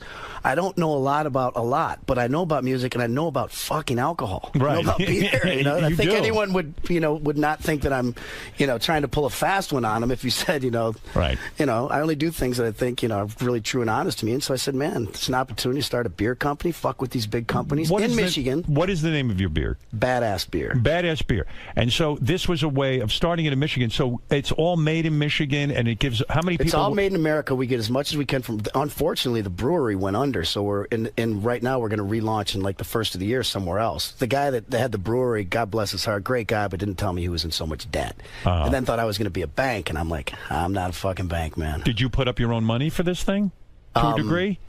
Well, no, he made the beer. Right. We marketed and sold it, and we split the profits. I see. But before we came, he was in a ton of debt. And you didn't know this? No. You didn't really check out? No, we tried to help him out as much as we could, but at the end of the day, it was like, I don't know how many millions of dollars is like, I was so like, Badass Beer is gone? It's off the shelves right now. I'll come back first of the year. I started to create jobs in Michigan. It's fucking fun owning a beer company, I got to tell you. Is it? And you walk in as a boss. Does anybody respect you as a boss? I mean, they see Kid Rock and like, fuck you. I'm not listening to you. What do you know about beer? Fuck, I'm giving them. It's beer. You're giving them a job. Why is it fun owning a brewery? Because the beer business is so cutthroat. And remember, this is only available in Michigan. It's such a cutthroat thing that, I can't, the Budweiser and all these big companies will run me out of town, but they can't fuck with me in Michigan. Right. When I say, I want my beer in, a kiosk in a Tiger Stadium, Ford Field, where they won't let any craft, and this isn't a craft beer, but they won't let any other low-level beers in there. And I say, look, motherfucker, this is Michigan. Do you want the greatest American hero running around saying, fuck Budweiser, you sold out to the Belgians? Right. You want to cut me a little piece of the pie because everything I'm doing this for is for the better of the state to help. I don't need the money. The Kid Rock business is just fine. Right. I'm trying to do something positive here. So then we go and play shows, and I make them bring my beer into those markets, and I undercut. I sell my beers for $4 or $5, and they're trying to sell them for $8, and then they're running around like going fuck. And it's fun to fuck with people like that. I like that. When you're doing something for the people who are paying it, trying to make a better experience, and you get to fucking slap some corporation in the face. No, I love that. I mean, I love that you have the power to go to them and say, you don't want me bad-mouthing your beer, so just shut the fuck up. By the way, I just did on your fucking right, show. But you're looking for, but you're saying, hey, I just want to be able to sell my beer. I know you guys have a lock on the market. Just, give me a little piece of the action. There's enough for everybody. Calm down. Yeah. No, that's good. I like that. It's fun. And that's why you're a hero in Detroit and in Michigan. But it sounds like an interesting fit. Republican, corporations, and Kid Rock. I've been confused since day one. Go back to Mitt Romney for a second. And by the way, 1/3 of all your ticket sales, I'm talking about your concerts, come out of Michigan. Yeah. So when I look at a figure like that, it shows you can just make a living hanging out in Michigan. Detroit, and absolutely. Yeah, that's pretty good. Do you tour a lot now? Didn't this last year, but yeah. You took a year off? We'll start in February. I guess you took a year, but I did a charity tour where I just played clubs and tried to give Detroit a good look and took some business in Detroit. And like 12 markets, gave away like $30,000 in each market to people that I really saw needed. It met these people. I mean, that was the toughest tour I did. Just meeting people who are hurting and just hanging with them every night is so fucking draining. It's so rewarding, but it's such a mind fuck, man. Yeah. You are a politician. Fuck that. How dare you insult him? Right. Do you think I'm full of shit, Robin? So when you get this call from Mitt Romney's office that they want. Now that's a mind fuck. Are you intimidated by that? Because that's not your world. And I actually wrote out a list of questions. Did you? Yeah. So you walked in and he said, excuse me, Governor. He walked in, we were like laughing, started bullshit, and I was like, hey, I only got like 45 minutes. You care? I'd like to ask you some questions. So who's in the room? Are you, Mitt Romney, just and me, Mitt Romney, and one of the aides or something. Some Secret Service guys are hanging out. Okay, yeah, and they probably said, hey, listen, this guy is unstable, this Kid Rock. Did they check you out? Yeah, I mean, did they frisk you before you walk in? No, they didn't frisk you. They came and checked the house out, and I have like a gun hanging over the fireplace. They're like, Could you remove that? Does this fire? Like, blah, blah, blah. Do they search your hair? I mean, like they concealed weapons. They were real laid back. Those guys are cool. I gotta say, just in all my dealings, whether it's Romney came to your house. Yeah. Oh, I didn't know that. Yeah. Yeah, you're a big gun guy, right? Yeah. Do you go hunting with Ted Nugent? I just did this weekend. He taught me how to bow hunt. What do you shoot? Whitetail. Whitetail deer? Deer, yeah. Well, down in Alabama, we do turkeys, whitetail, doves. I couldn't do it. What? I can't kill animals. I love those fucking deer. They're so beautiful. I don't know how you do it. I can't. I'm a pussy. Go ahead, say it. I don't give a fuck. You're a little bit of a pussy for that. Am I? I think you would enjoy it. When you kill the deer, you don't feel bad? No. Do you really eat them? Ted goes, yes, I drink the urine. It's the most lean meat, best for you can eat, rather than some fucking cow that's raised on antibiotics and bullshit. You're eating this animal that's, grass-fed in the wild. It's really And by the way, good. if you don't, yes, and, Ted even is doing things, way beyond where, he's a conservationist. Every tree that, he cuts down, he plants 2 more. Same with the animals, these deer that are overpopulated, they're dying of horrible deaths like tuberculosis and other things. He goes and thins them out, and then he takes that meat and feeds homeless shelters and things. Do you hang out with Ted? We did last weekend. That was my first time in a while. You know, we're always texting, but he taught me how to bow hunt, you know? Is he that manic when he's like... He's a great guy, man. I enjoy him. He speaks in T-shirts. Right. We're driving out to the blind this weekend, and we were talking about something. He goes, I didn't create fuck you. I just perfected it. Yeah, I mean, yeah. It's like, everything's almost a song title. Yeah, you know? Right. Do you ever say, I'm going to write that down and use that? I mean... it's, yeah. But he speaks in headlines. But you can see how he became a songwriter because he does speak in... Like Steven Tyler's like that, too. Yeah, very animated. You've been critical of Steven Tyler. You thought for American Idol. I love Steven Tyler. But who doesn't? You didn't think American Idol I'm was a little critical of you doing your thing. You don't like me doing America's Got Talent? I love doing it. It's so much fun. No, man. You're like the most credible, kick-ass motherfucker from back when I had band with the FCC. Right. With FCC every now and then. And then it's like Howard Stern's joining America's Got Talent. I'm like, fuck! But you see, that's why I did it. Boom. Another one bite for dust. But I enjoy... You know what? I came to the conclusion. It's money, isn't it? Money? No way. I need the money to go do it? I love watching... Everyone I don't care how much money you have. Everyone loves more money. But can I say something? Yeah. Steven Tyler did it for the money. I know. I know that for a fact. He needed money, and people are wiped out by that. They go, how is Steven Tyler? But so you enjoy to have a TV camera in your face and tell these kids that aren't talented. I flipped the channel one day, some kids crying, and you're like, I felt bad. I hate this sucks. I felt bad. It's like you're kind of a deer in headlights, even though you're a great media person in front of the camera. Now it's like the camera's on this, you know. And it's funny, when I read your criticism of Steven Tyler, I said, oh, Kid Rock must think that of me, too. And I said, you know, part of me knew that was going to come about. Sure. But Robin knows this. I would sit and watch this show. I love the show. I love America's Got Talent. He was a huge fan. Why are you smiling? I'm being serious. This is why I did it. And I said, I've pissed off America in every single way. Wouldn't it shock America for me to actually go on that show? And be nice. And be a respectful, maybe a mentoring normal person. Yes. I know exactly how you feel, because when I do things that I guess are a little out of character for Kid Rock, I'm sure, nice guy, I'm like, shh, don't tell anyone. I'm the American badass. But I'm sure when you endorse Mitt Romney, you get the same kind of shit I get for doing America's Got Talent. Absolutely. And you know what? I'm just saying my opinion. Right. And I'm glad you have one. And I think if everybody would calm the fuck down, it's okay to stand for something. I agree with you. Just stand for fucking something. I hate the people who are undecided. Exactly. I got friends that didn't vote, man. I want to smack them upside the head. I think it's an insult to American veterans if you don't vote. Like 100%. I'm a pussy. I have never gone to war. Shelley, are you listening, you fucker? Yeah, Shelley. Yeah. No, Shelley. Who? Shelley? Yeah, Shelley. Shelley, you non-voting motherfucker. I was going to say, Shelley, you got a fucking girl's name. You know what? I'm going to start calling him Shelley. Right, Shelley. But these guys literally died. I know. You know, you're preaching to the choir, brother. Yeah, I mean, you're not going to go vote. In China, they only wish they could vote. They have such an oppressive government. Unreal. How could you not vote? You're absolutely right. So get back for a second. Yeah. So Romney shows up at your house, which is freaky anyway. Fucking crazy. Crazy. They to go think that, you know, I started out in this business, you know, wanting to get a hot piece of acid, maybe a new car. Yeah. You know, fucking this is going to be exciting. You remember the days when we're like calling hookers on the fucking phone from the hotel with I remember you were in a room with Fred Durst. Was it Fred Durst or was it Axl Rose too? Probably both. I think they were both. Are you in touch with Axl Rose at all? No. You know, when I did that record with Slash... I'd never heard from him. I think I heard he was kicked out of the group. Yeah, I was out. So you're the enemy because you did a record with Fred. And by the way, man, I had such a great time hanging out with Axl. You know, people, you know, he says what he means, and you know, and he's definitely that guy. But he's fucking such a sweet guy. Is he? Really, but there's something wrong, right? I mean, he can't get along with Guns N' Roses. I don't. You see, I'm not privileged inside. You know, we didn't really get into that stuff. But it kind of reminds me of Eminem a little bit, where they're just like these. It's just.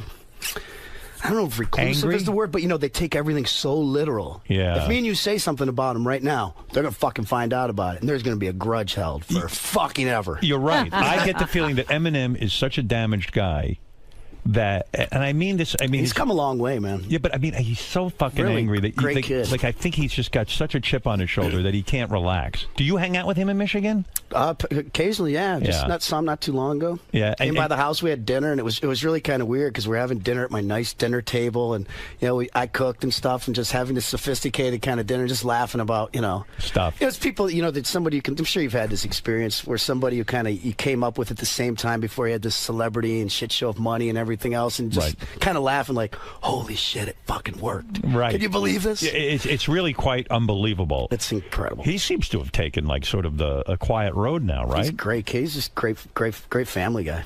Do you hang with Bradley Cooper was in here? He goes to De Niro's house and they hang, and he describes this hanging as like he could sit on a couch with the guy and not say anything for. Do you do this kind of hanging?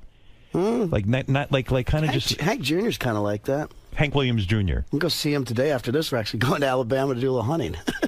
Boy, you're on a hunting tear. Yeah. Well, it's hunting season. Yeah. Will you hunt with a bow or with a gun? With a bow right now.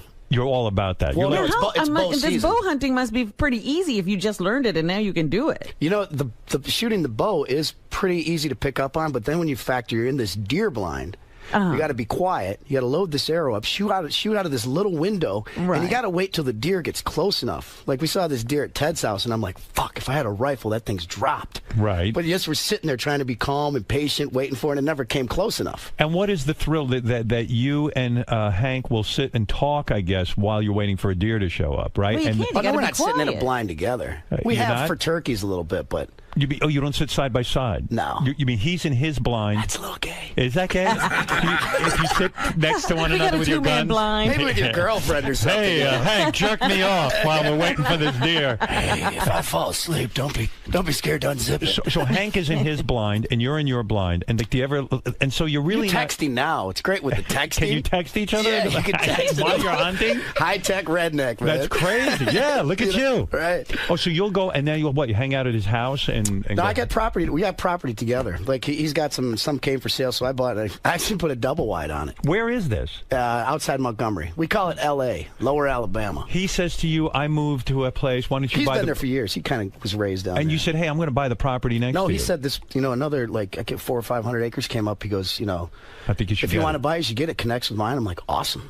Wow. Great investment. I love to be down there. It's like going back in time. It's just a simple way of life. Nobody asks simplistic people. Nobody ever asks me to move next to them. You know what I mean? Like I don't get a call from someone who says, But hey, Howard, you're not going to put a double wide on anything. I got 10 acres for you whenever you want it, Howard. 10 free acres. But I see again, like Bradley Cooper's saying the same thing. You guys all hang out with each other. I'm not hanging out. I had your All right, fuck you. What? I had your wildfire number for a long. You had wildfire, right? Yeah, I did. For a long I time. got rid of I it. would call and leave you messages when I was around, or had I'm going to say, Howard, if you know you're around, you want to grab dinner, this, that, and the other. I never heard back from you. Yeah, because I don't know how to enjoy that.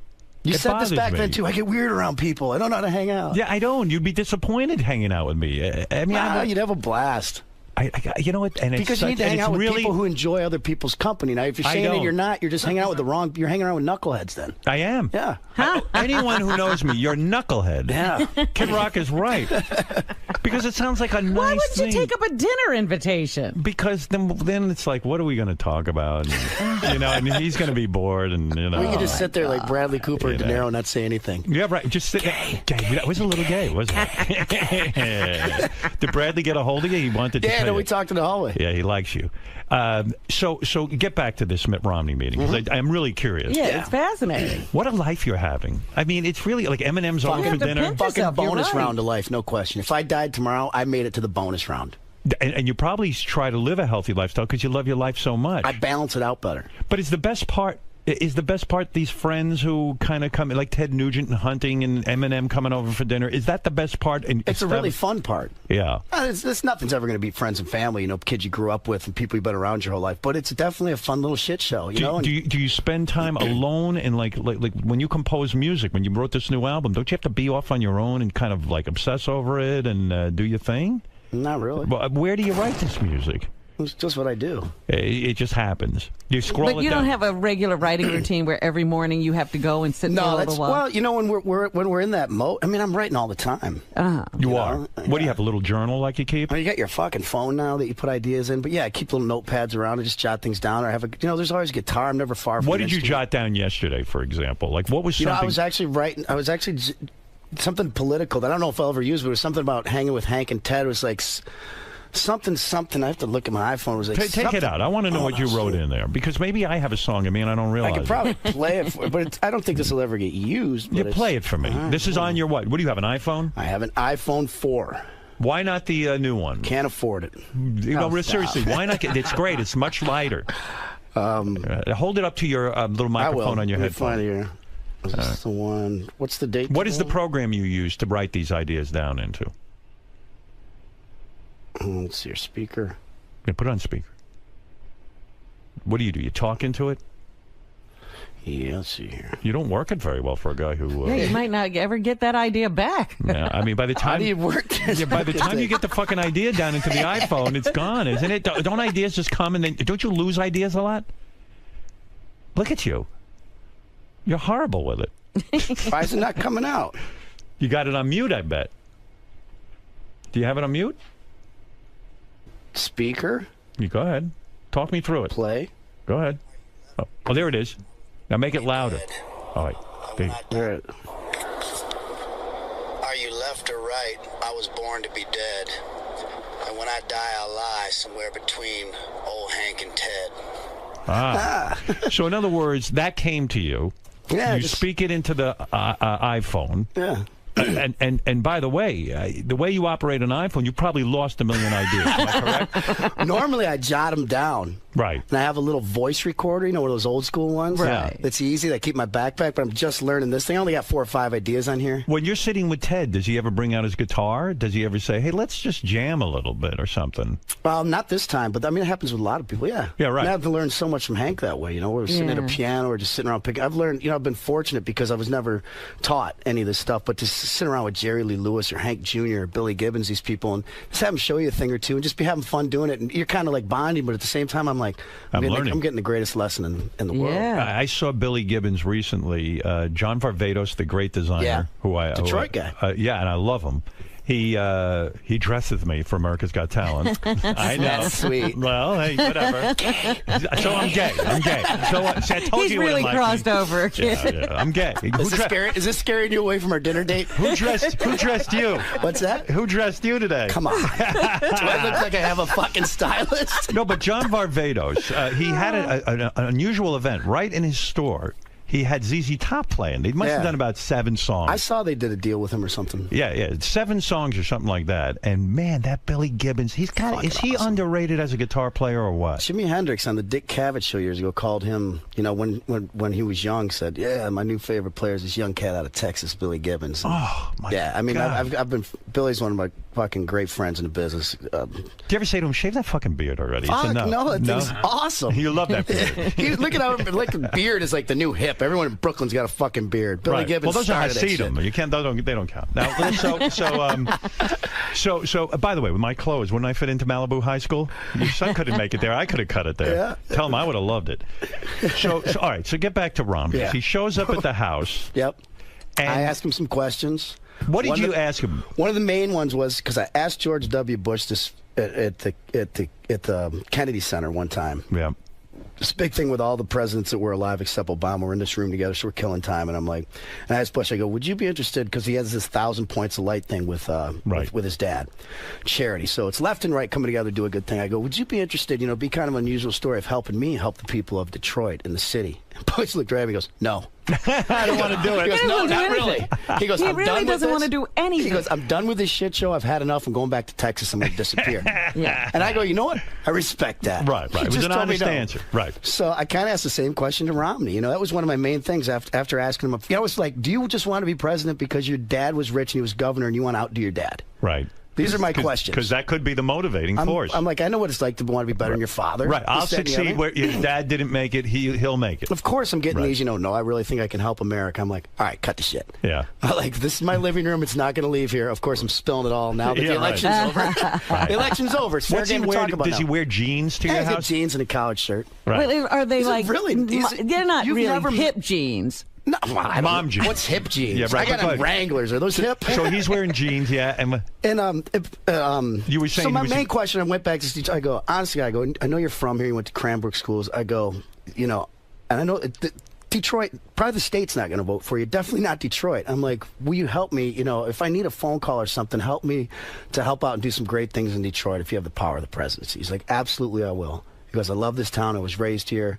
I'll help you out at any level. I was like, cool, I'll vote for you.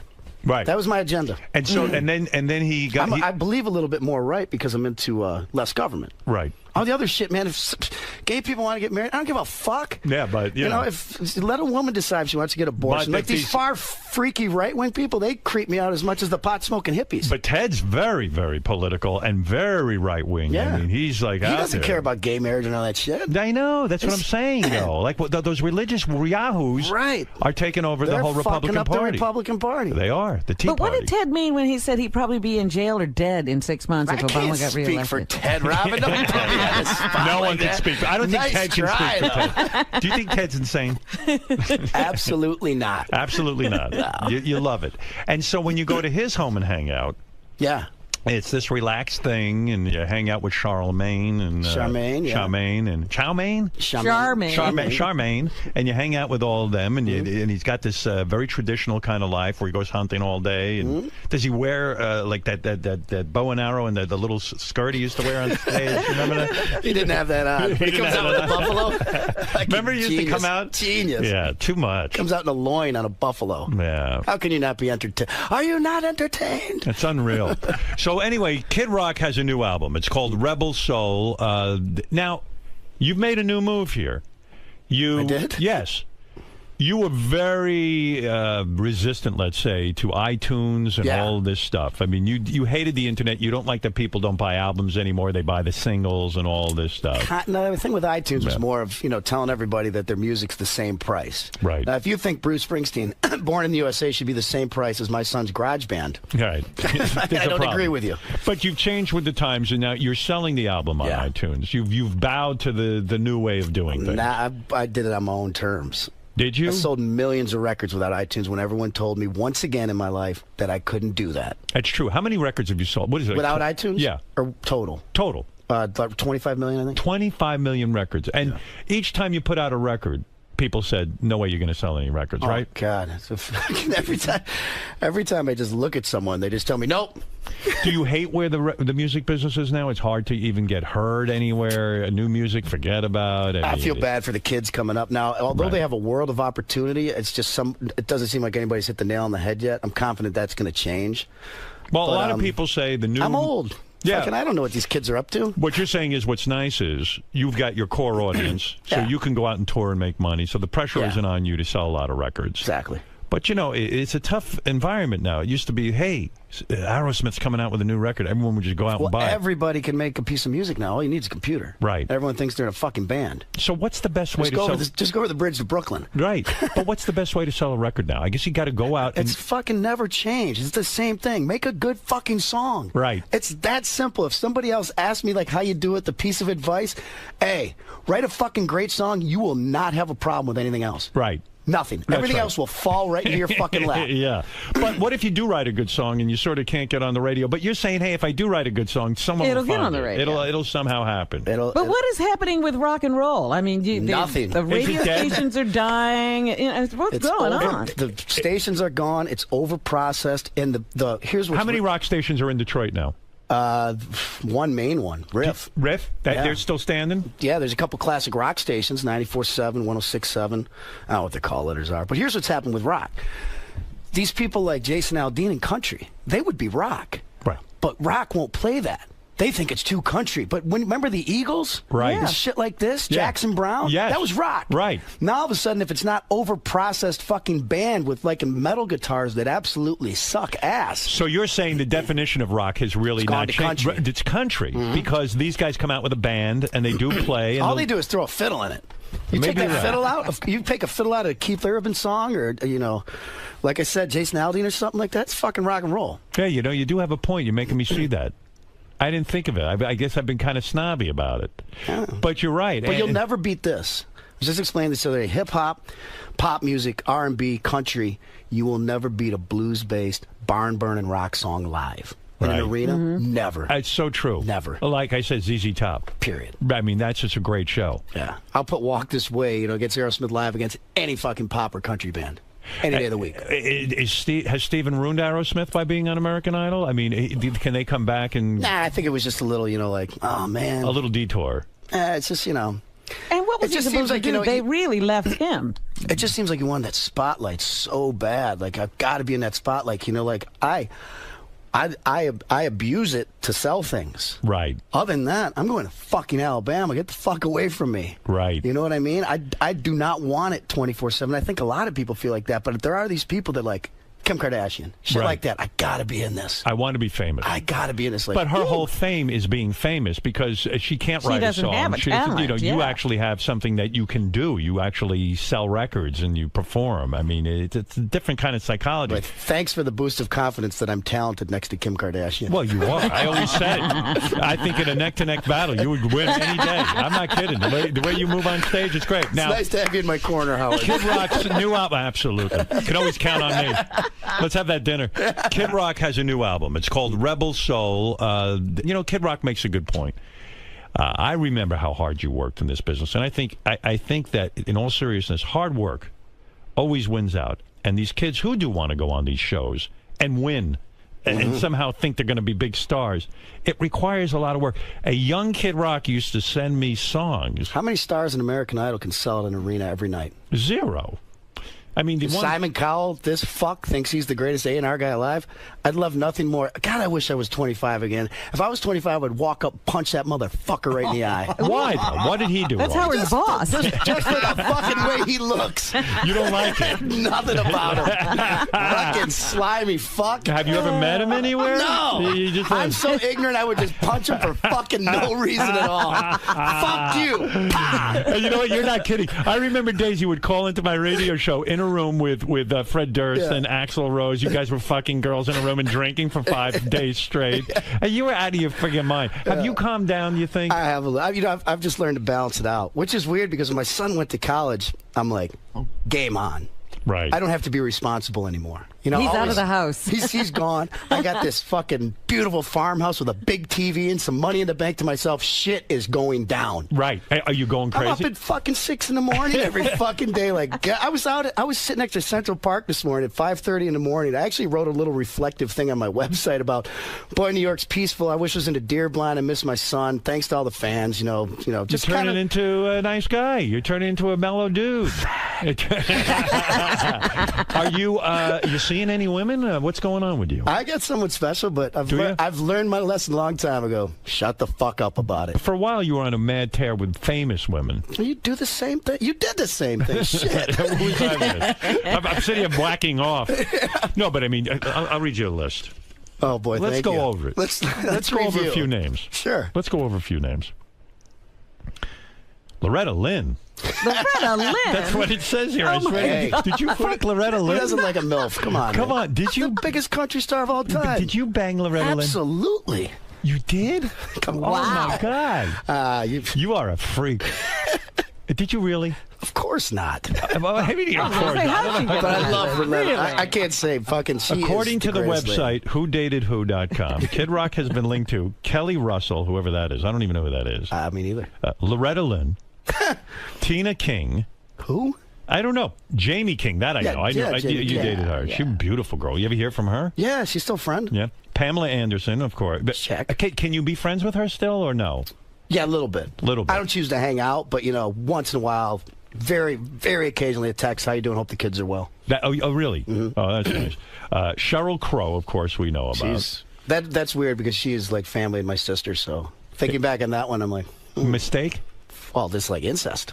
Yeah, but attractive woman. It was a very small little, I think we got caught up in the music and kind of fell in love through the music. Were you in love with her? I'm still in love with her. I love Sheryl Crow. Like I love her to death like cornflakes. That's another thing I like about you. You seem to fuck these women, and then somehow you're friends with them. No one seems offended when you break up with them. You don't got to be a dick. Well, how do you break up then? To teach me. What do you say? They usually realize they can't deal with me. Yeah, but what do you say? Do you say, listen... They're like, this isn't working out. And I'm like... So they break up with you, is what you're saying. That's too bad. Why doesn't it work out with you? Do you purposely sabotage the relationship? I think I have before, but...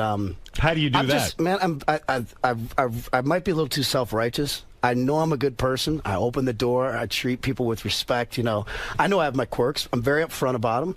What are your quirks? What's that? What are your quirks? Fucking my way or the highway. Is that right? So everything's got to go down your way. I mean, is that but fair I don't think my way's that bad. No, but is that fair to a woman? I mean, she's got to feel equal in the relationship, doesn't she? Says who? Says me. I'm serious. I mean, well, you're never going to be... He's not getting that. It hasn't worked out so far. I understand that. And you want to be single. You don't want to really be in a committed relationship. Well, no, I don't mind being in a relationship. That's fine. But, you know, the marriage thing. Can you give anything to a woman? Of course. Can you be generous and say, I'll do this for you and I'll do that for you, even though I don't want to do it? Occasionally. So you're saying if a woman is in a relationship with you and she asks you to do something for her, she might just very well get a no and say, I just don't fucking feel like it. Give me an example. Like, get the groceries out of the car? No. She wants to go see a Broadway show with you. You would do that for her. Even though you detest going to Broadway shows. Absolutely. You would do that. Of course. You know, you're a good man. What can I say? Go through the horrors of that. Especially after seeing that South Park. All right. Jamie Presley, you dated Conchita Leaflang. I don't know who that is. Tamara Mellon. Isn't that the girl who invented Jimmy Choo shoes? You went out with her? Yeah. I've met her. Nice girl. Very attractive woman. No. Classy girl. Wealthy girl. Wealthy. Went to Elton John's once. She picked me up in like a Benz and had like a bottle of Jim Beam and a 6-pack of Budweiser waiting. I'm like... Huh. How do you lose her? I could get into this. Why not How do you stay lose with her? She seems to be right. What went wrong there? I can't remember. I think it was just, she's in London. Right. I'm here. It was just, we had fun, and it was, still considered a great, great friend. I don't know. Great friend because, what do you do? You say to her, hey, you're in London, and I need a woman by me all the time, and then you break up? I don't think it was that in depth. I don't think we ever got that far. I think we were both just having a good time. You fucked Paris Hilton? No. That's a lie? Yep. Oh, okay. Mae Anderson. We've hung out plenty of times. Kelly Pickler you banged? No. Never? Nope. Says here on she's like a sister, too. It's got to be true, though. It's on the website. You might as well bang these people. It says you do. You might as well. That's right. I mean, that's a good point. All right, look, let's listen to some music. Right. Let me see what the hell you did. This is Kid Rock. It's a song called Let's Ride. You know what that means. Let's fuck. That's what it's about, right? Our troops. Oh, it's about our troops. It's a battle. Well, then Howard, you're wrong. Everyone interprets music. Yeah, what I know. Oh, it's about the troops. It's kind of like a battle hymn. In other words, I wanted to make something that gets them, jacked up when they got to go and do the dirty work. They could be proud of. That's hard and heavy. That's not a sappy country song. Right. Did you ever consider joining the military when you were younger? When they had the first Iraq War, I would have been in the first. They were going of January if you were born in '71, so I would have been gone to the draft and I was ready. You were ready. You would. I wasn't going to join because I was in this music thing, but if I would have got called, you would have done it. Yeah. All right, here we go. Let's Ride. Let me hear a little of this, and I'll see if I can figure.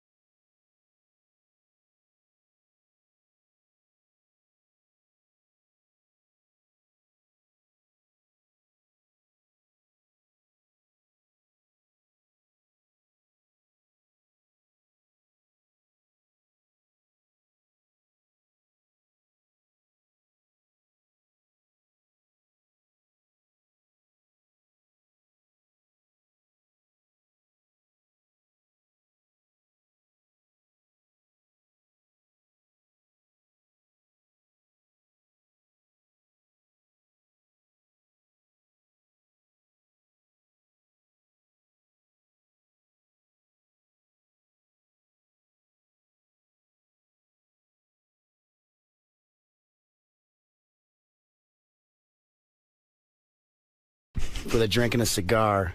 Actually, I envisioned myself getting old, and so when the grandkids come up on the porch and I'm sitting there with my cigar and my rocking chair, and I'd be like, Grandpa, what are you up to? Like, still rocking. Think of all those years we knew. Imagine when you were hanging out with that little guy, the Joe C. Joe C. God, he loved coming on here. He did. He did. He loved you. Those were the wild I was thinking days. about him this morning when I was having my little reflection moment out by Central Park. Just because you thought of him still? Yeah. Yeah. Just because I know he loved coming on the show, and he loved because you would just break my balls so much. He loved that. I love when Joe C. would come on. Joe C. was well, how tall was he? 3'9". 3'9", had tons of medical problems. Yeah. How old was he when he died? God, early 20s. Early 20s. He was young, And yeah. he always was a fixture at the Kid Rock shows. He was on the albums. Mm-hmm.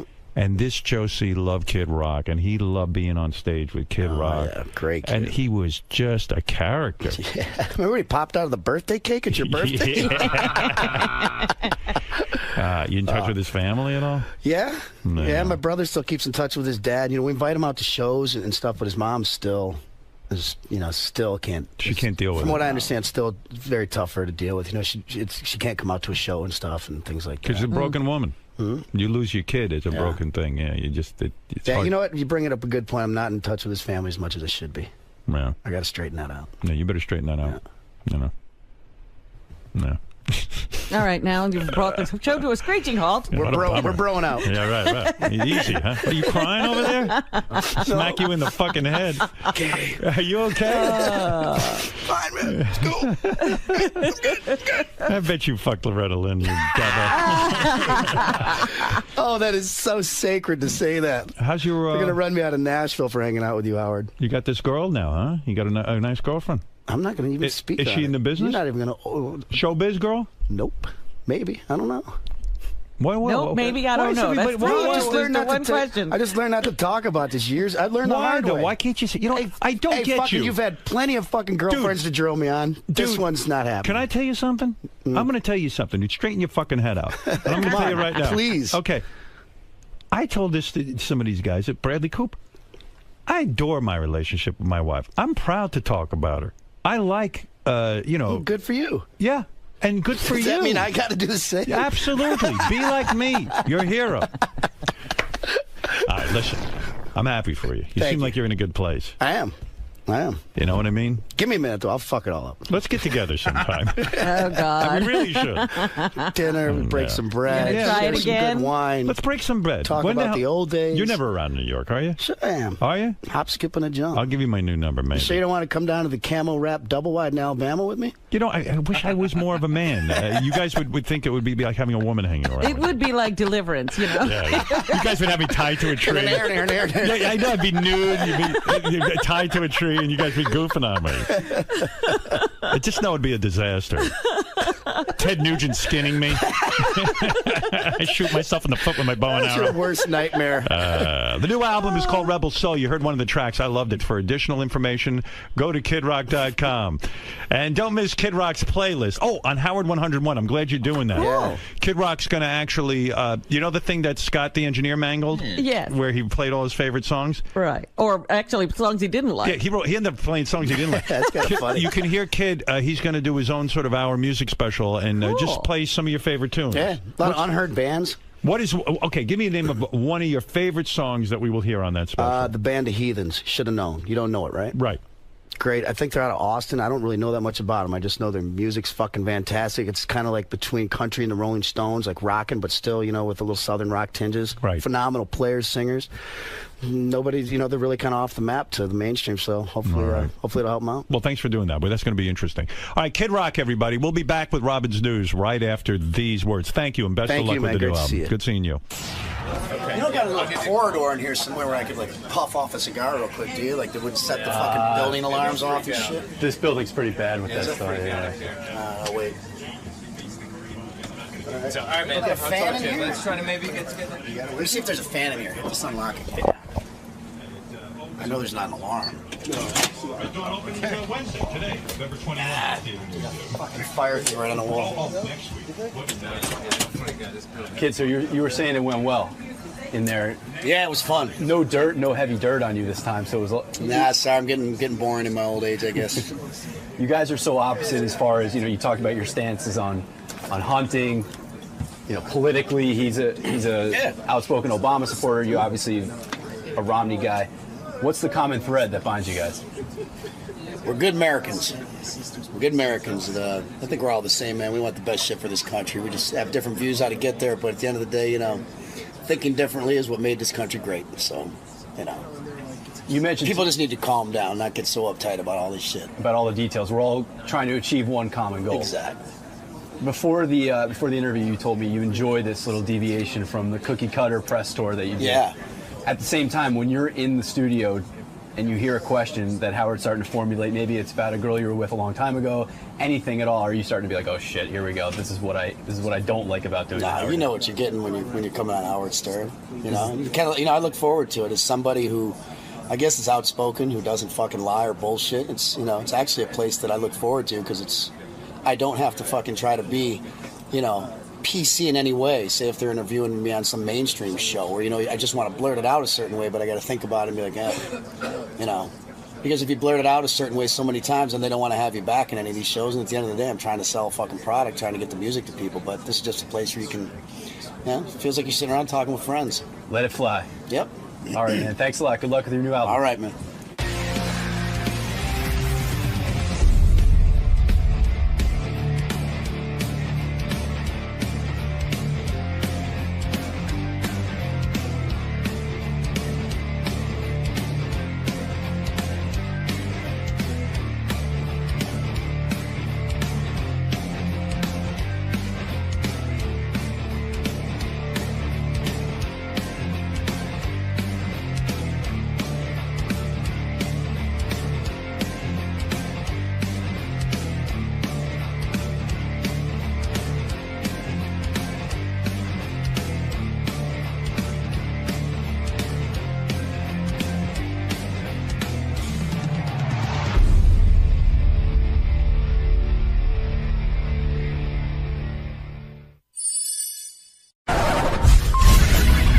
This is a Howard TV original production.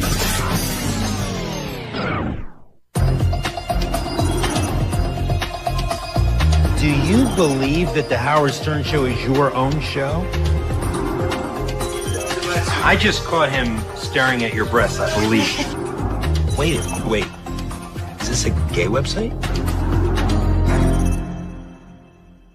Peter McKeffy, or Medicated Pete, as he's affectionately known, first twitched his way onto the Stern Show scene as Scott the Engineer's intern in the fall of 2009. Since then, his Tourette's-affected lifestyle has captivated both Howard and his legions of fans alike. From his time spent roaming the halls outside of Studio 69 after his appearances, to his failed attempts at romance, to his off-color employment choices, McKeffy's post-internship existence has been a myriad of missteps and awkward moments, often set amid the backdrop of a Cheers-like bar scene in Red Bank, New Jersey, where nearly everybody knows his name. We caught up with Pete during the waning days of summer, and as you're about to see for yourself, despite his local celebrity status, this wandering soul of the Central Jersey Shore is often found strolling aimlessly about. And it's in this bizarre daily journey that Pete both mystifies and beguiles an entire community. Located near the northeast tip of Monmouth County, Seabright, New Jersey is a picturesque Atlantic coastline town that's home to Donovan's Reef, a laid-back beach bar known for its live music and local vibe. And it's also where, as I was about to discover, Medicated Pete often shacks up with his dad, Pete Sr. Apparently, this is the place that Medicated Pete calls home. It's very, very strange to say the least because it looks like it's just an extension of this bar. But let's take a look. How you doing? Are you Peter? In the flesh. John Lieberman. Oh, John, how are you? Nice to meet you. Nice How to you meet doing? you. Go ahead. So this is home. This is home, away from home, absolutely. It looks like a storeroom or a storage room. It's a showroom for the bar, of which you saw right over there, Donovan's Reef. Huh. And you definitely don't get cold at night with all the stuff here. And you want to see Pete, I think, right? Yeah. You don't want to see this, right? So you and Pete live here. And yeah. We're just feet from a huge, beautiful bar on the water. Yeah. Convenient. Makes it very easy. Where's his room? Down here. Oh, Christ. Let me see. Hey, Peter. Pete, you up? Is he naked? No, come on in. John, come on. Lieberman, what's up? What's up, man?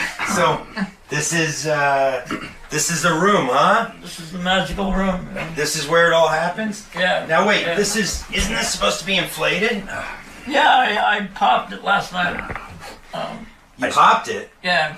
What do you mean? I was having a lot of fun last night and I popped it, so. You see his girlfriends? So you sleep in this room. It was inflated. It looked nice. You know, when you got here last night. Why isn't it inflated? I had a lot of fun last night and I accidentally popped it. Did you hook up last night? Yeah, I did. Who? I did. With who? Oh, it was Labor Day weekend, so some random chick. Pete continued to ramble on about his alleged drunken romp with a mystery woman before providing me with a brief tour of this peculiar beach bungalow bachelor pad. So, this door has no screen, shit. as you can see. Shit. Putting my hand through it. Look at this. Got the trash can. What's in here? Well, that might be a clue as to what happened last night. There's a huge... That might be it. Bottle of Peachtree. Booze, and a McDonald's bag. You remember going to McDonald's last night?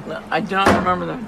Falling somewhere in between a frat boy's dream house and a merchandise hut, the rest of the bungalow is as muddled and messy as most of McKeffy's on-air interactions with Howard.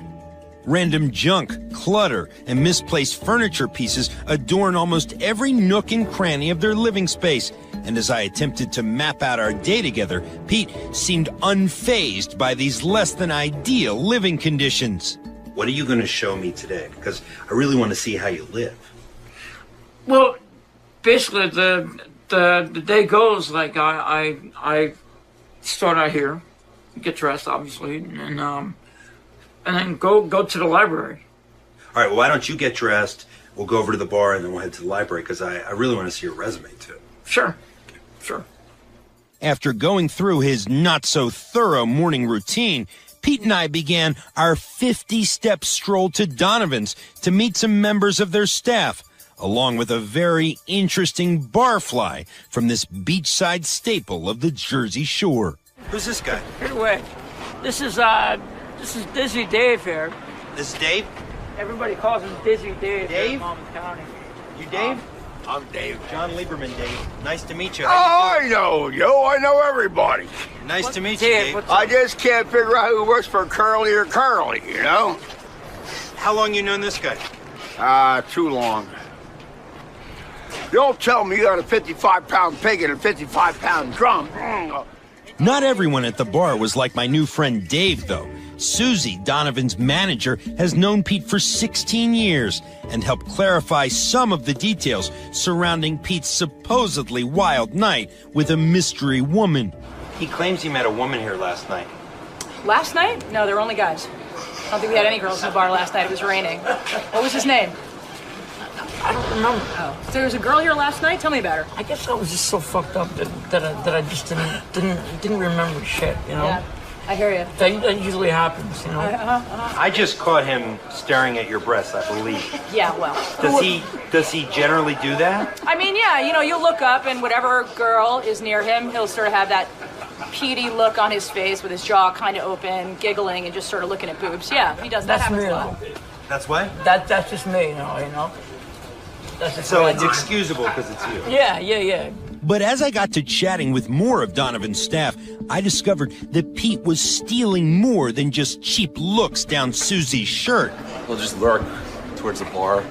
Not much going on there. Every now and then he might try to swipe some tips off the bar. Yeah, you heard me correctly. Pete, this is a very serious accusation.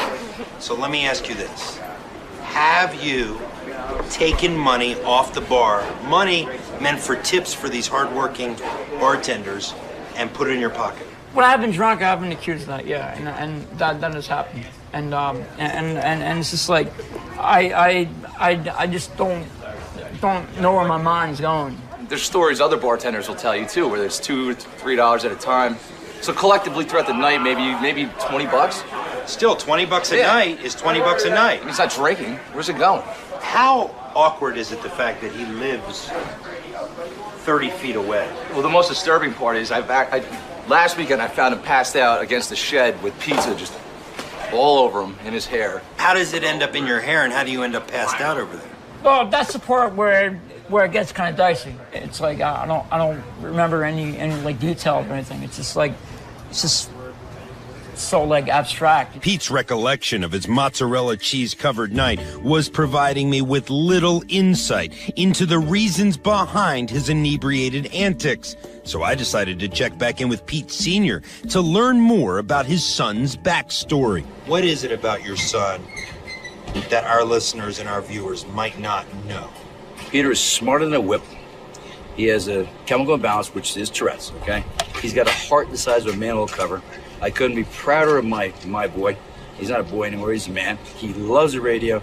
I'll tell you one thing, what Howard has done, and all you guys for him, his self-esteem has gone up so much. It's just incredible. And I appreciate it. My wife does too. I mean, I love him. You know, it's Pete and Repeat, Pete Squared. He's been with me, you know, forever. And I told the guys before, he skied around the world with me. He was a model when I was at Skiing Magazine. He's a great skier. You know, he's got a band. He's an incredible drummer. He can sing.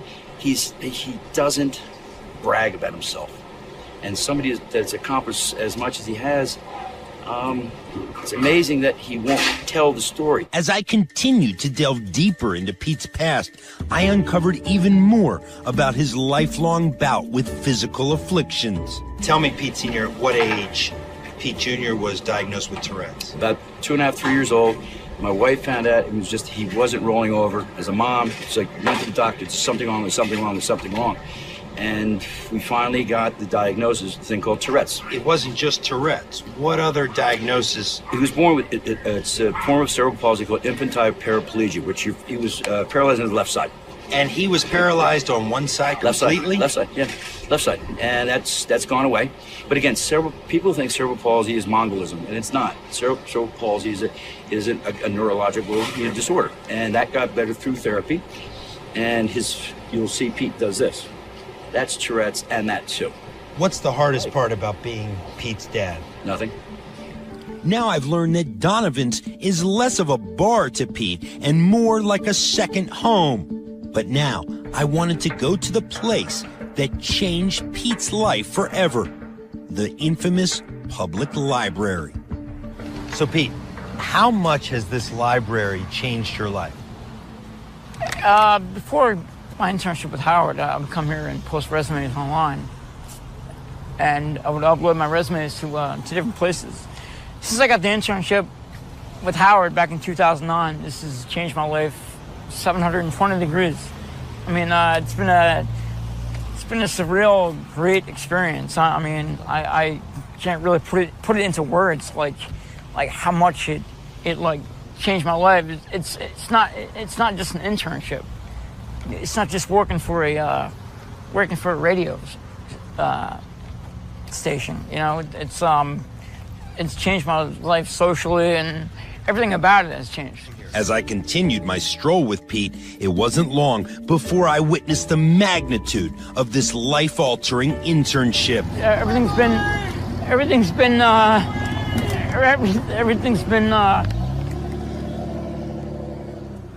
Clearly a lot of people here know you. We just got a Baba Booey out of a truck. So clearly you're a star here in Red Bank. I guess you can say. I mean, a lot of people here do know what's going on. Are you nervous? A little bit. Okay. Why? A little bit. I don't know. It's just it's excitement. It's a little adrenaline, you know. Relax. And, we're gonna go in the library. We're gonna see Kathy, and we're gonna look at your resume. Sounds like. So relax. I will. Sounds like a plan. A former office manager for Howard during his run on terrestrial radio, Kathy Tobin first took notice of Pete a few years ago and realized that she could use her Stern Show connections to help give McKeffy a much-needed boost into the world of broadcasting. How did this lady change your life? She changed my life really everywhere, because it wasn't just an internship, you know. I mean, a lot of people recognize me now, and it's a cool feeling to be able to talk to people, and I feel more confident now. And where I didn't have a lot of confidence before. So you're getting teary-eyed. You okay? Oh yeah, no, I'm just kind of excited, you know. So. Clearly touched by Kathy's generosity, McKeffy's fleeting glimpse of emotional transparency was the most real moment I'd shared with him all day, and I was hungry for more. So we sat down at the table where Pete's love affair with literacy all began. For example, what goes through your mind when you see this? Wow, it just brings back so many memories. I mean, I used to sit here and play with these blocks and, you know, like that. And that doesn't go in that hole. And see if you can find out which hole that goes in. Like this one, like that one. Here, try that. Like, I think that goes there. There you go. Whoa, look at that. So you used to spend a lot of time in here. Yeah, as a kid. I did. And what would you do? I think I was like reading books and stuff. I think like as a youngster, just started reading children's books. Can you complete this? I don't know. Well, let's try. Yeah.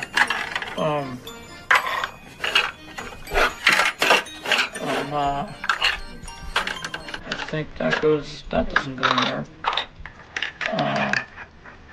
That might go. Nice. Yeah, nice. Keep going. Nice. All right. Getting somewhere, huh? You're getting somewhere. You only have 8 pieces left. Oh. There you go. 7 pieces left. There you go. Look at that. All right. Look how fast I'm getting with this. Now you're getting it. Yep. I'm getting the hang of it now. All right. Look at this. Wait a minute. It's not working. I'm sorry. We only have a couple more hours in town, so. Oh, okay.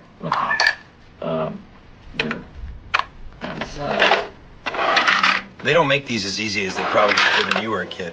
No, they don't. No, this is very complicated. Very complicated. Oh, there you go. There you go. I think we're almost there, John. We are. We got 3 left. You're doing real well. I appreciate that. I'm not sure who this is more uncomfortable for, you or me. I've been in a lot of uncomfortable situations. I don't know. I think this might take the cake, you know? I think this definitely might take the cake. All right, well, we're going to go do your resume. Try those last 2. There must be holes that fit.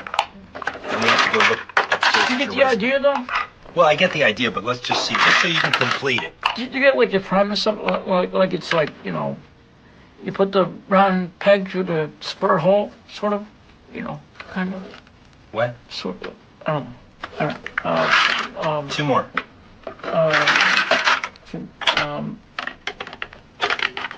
All right, 1 more. You're putting the pressure on me, John. I know. It's tough. Close. No, 1 more. Come on. You can do it. Seriously. There. All right. It's a little loud for the library, but good job. That's all right. So, you came here 30 years ago as a child. How have you changed in that 30 years? Not much, actually. That is probably the truest answer that you'll say today. I was beginning to learn that his daily trips to the Red Bank Library are rife with tedious moments like these. And as we made our way to the Internet Lounge, I was curious to see what a resume from the desk of Peter McKeffy looks like. So, summary of qualifications.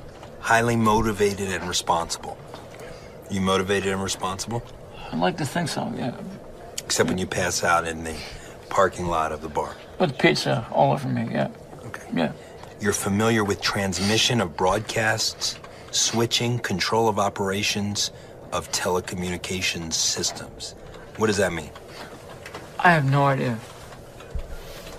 Did you copy that off of somebody else's site? It just seemed inquisitive. It seemed what? It seemed inquisitive. What? Or it seemed seemed inquisitive, very very intellectual. So, public address announcer, Red Bank Regional High School. Yeah, I did football games for. I'm sorry to laugh. Stop laughing, guys. You're making me laugh. What's that? Sorry. So, you were a public address. Come on, man. I know it's hard to believe, but yeah. Sorry. Give me. What the F, John? Sorry, we have to be quiet. WTF? We have to be quiet because we're in a library. But can you just give me a line of what you used to announce? Well, like I said, I did football games. I announced football games. Okay, so what would you say? And 1st and 10 at the 26-yard line. Dude, you spit all over me. Okay, say that again. Say that again. 1st and 10 at the 26. Okay. You know. And how long did so. How long did you have this? So has the ball. How long did you have this gig? 1 season, actually. Okay, 1 season. Yeah. And all right, and then they got rid of you? Yeah. From outdated listings to stretched versions of the truth, it became apparent that this job-seeking redhead's resume needed a serious overhaul.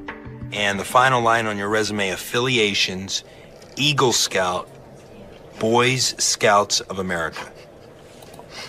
That's correct. Boys Scouts? Boys Scouts, yeah. What is Boys Scouts? If Boys Scouts, if you will, not Boy Scouts, Boys Scouts. So. Is this different from what's commonly known as Boy Scouts? Right. This is different. I just added a little S there, just to spice it up a little bit. On purpose, or? No, it was a mistake, but I just... Oh, it was a mistake you're trying to cover up now. That was an oversight on my part. So, why should I hire you? If I had a job open as an employer, why should I hire you based on this resume? I honestly have no clue. No clue at all. A fitting answer, as I, too, had no clue as to what Pete was hoping to accomplish on these publicly shared computers each day. Until I made a startling discovery while perusing his inbox. Yeah, I'm looking in your inbox, and I see Match.com, Ashley Madison, 8-Minute Dating, Date Disabled. Do you try to date disabled women?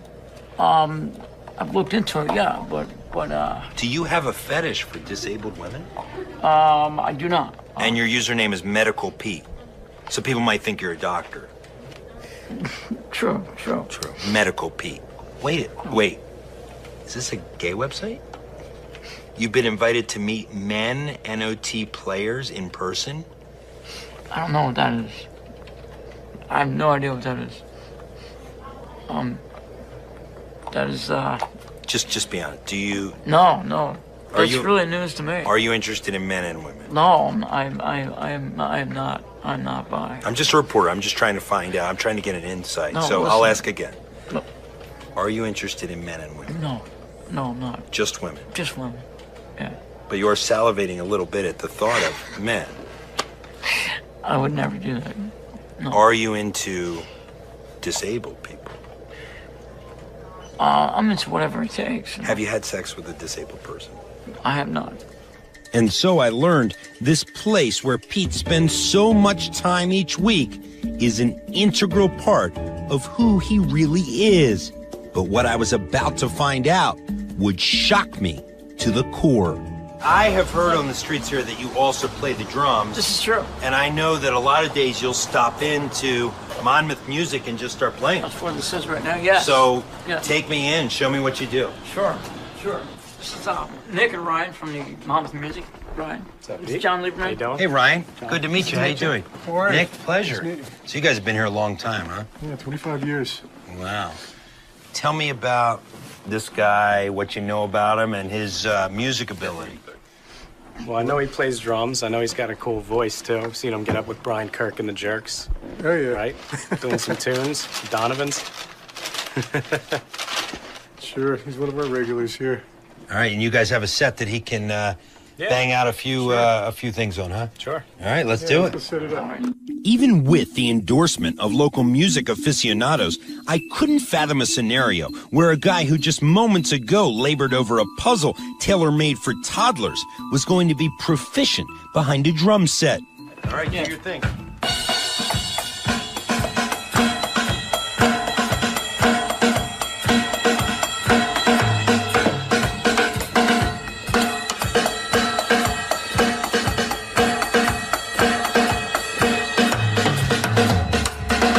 Dave Grohl, he's not, but McKeffy's metronome timing was surprisingly solid. Oh, what happened there? I got caught off for a moment there. You missed a couple of them. Yeah. Pretty good. As he continued to passionately pound the kit, I found out that drumming helps spark the most primal of Pete's instincts.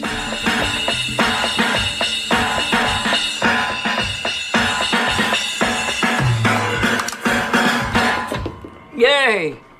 Now, your face looks angry while you're playing the drums. I love to get into it, though. You know? What are you thinking about while you are pounding on these? I'm thinking of having sex. Like that's what I'm thinking about. I'm thinking about extravagant sex. So you're equating beating down on these with sex? Yeah, but not beating down on women. I'm not going there. But it's just I don't know, euphemation. I don't know. A euphemation? Yeah. Does that make any sense? No, it doesn't make any sense. Okay, all right. Although I couldn't quite grasp Pete's sexual connection to drumming, I was now convinced that there was much more to this lovable lifer of the Jersey Shore than meets the eye. And it was in our next stop at the downtown cafe of Red Bank where I met the woman that sets Pete's huge heart afire. We have a cute bartender in here. Top bartender. There's a bartender you like in here? Yes. You spend a lot of time in here. I do. Because of this bartender. This is the reason why I come in here. All right, let's see what she has to say about you.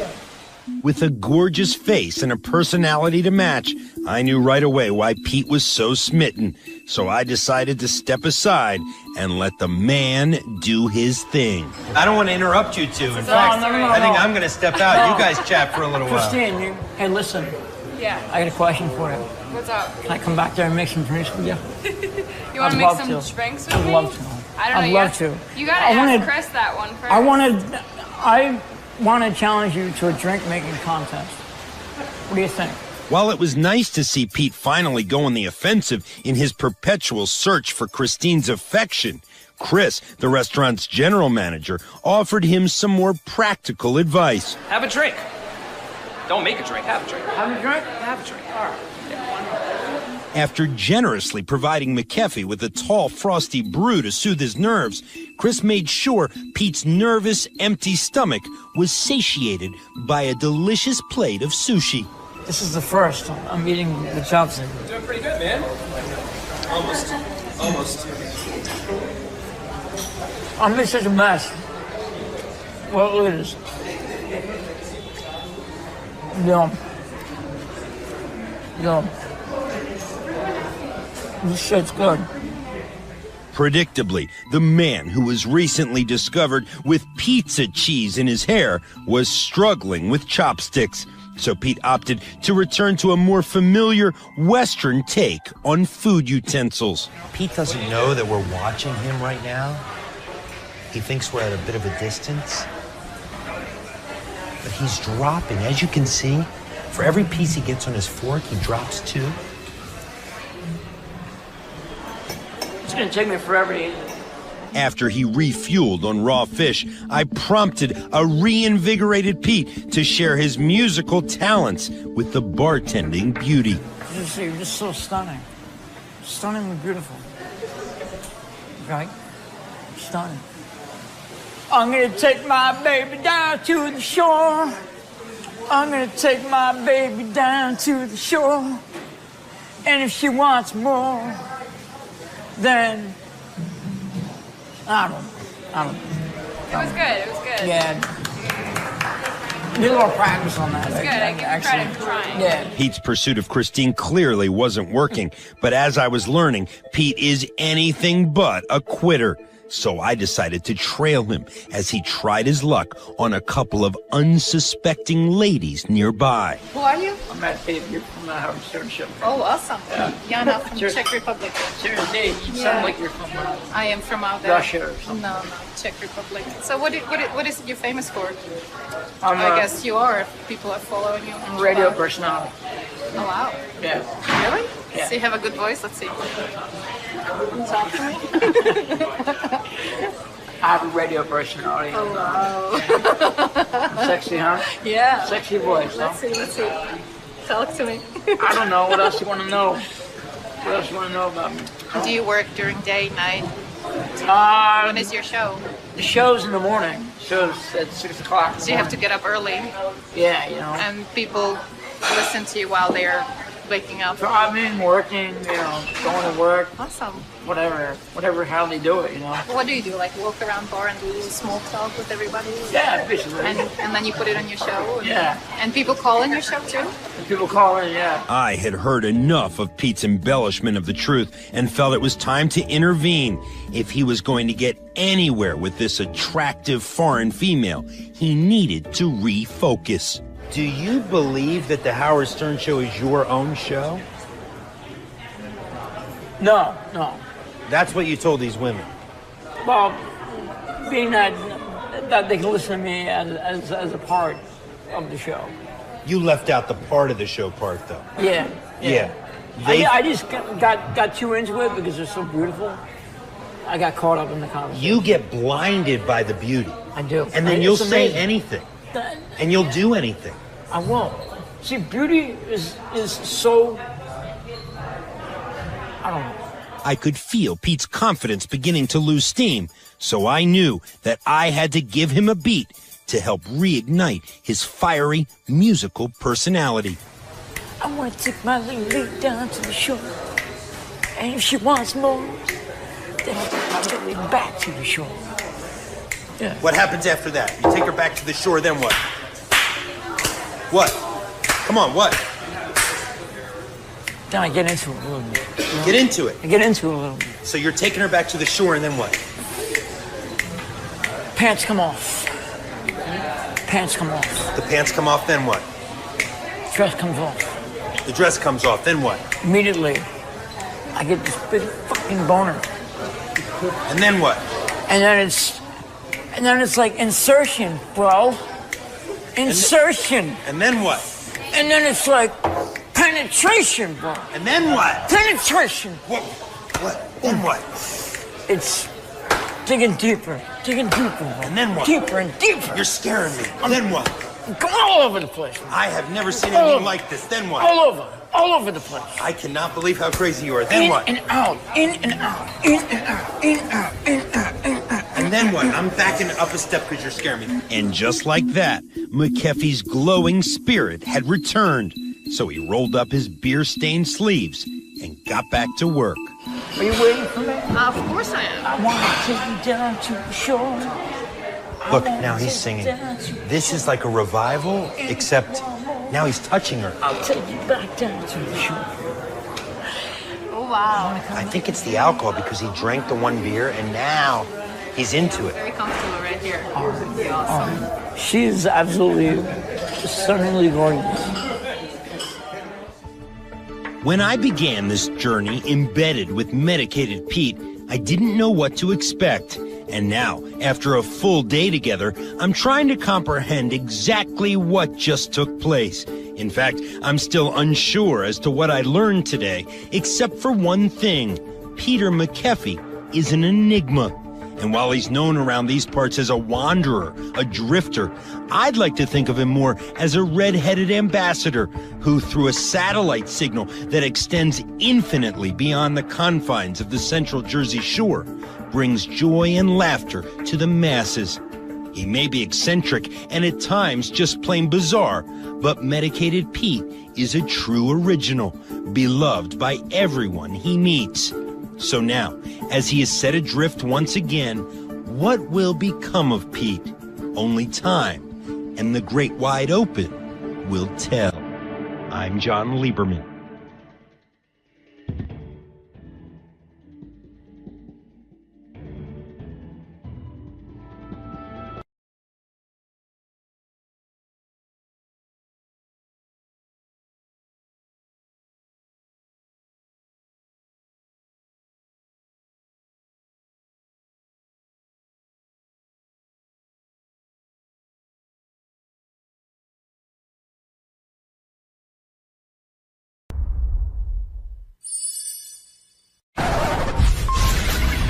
This is a Howard TV original production. On this episode, the Stern Show bathroom is viciously attacked. Look, dripping wet shit. Who is the guilty one? And will they suffer the consequences? Did you do a shit and run? I swear on the life of my children, I did not shit today. What's your problem? Testing or two. Baba Booey. Yeah. Hell yeah.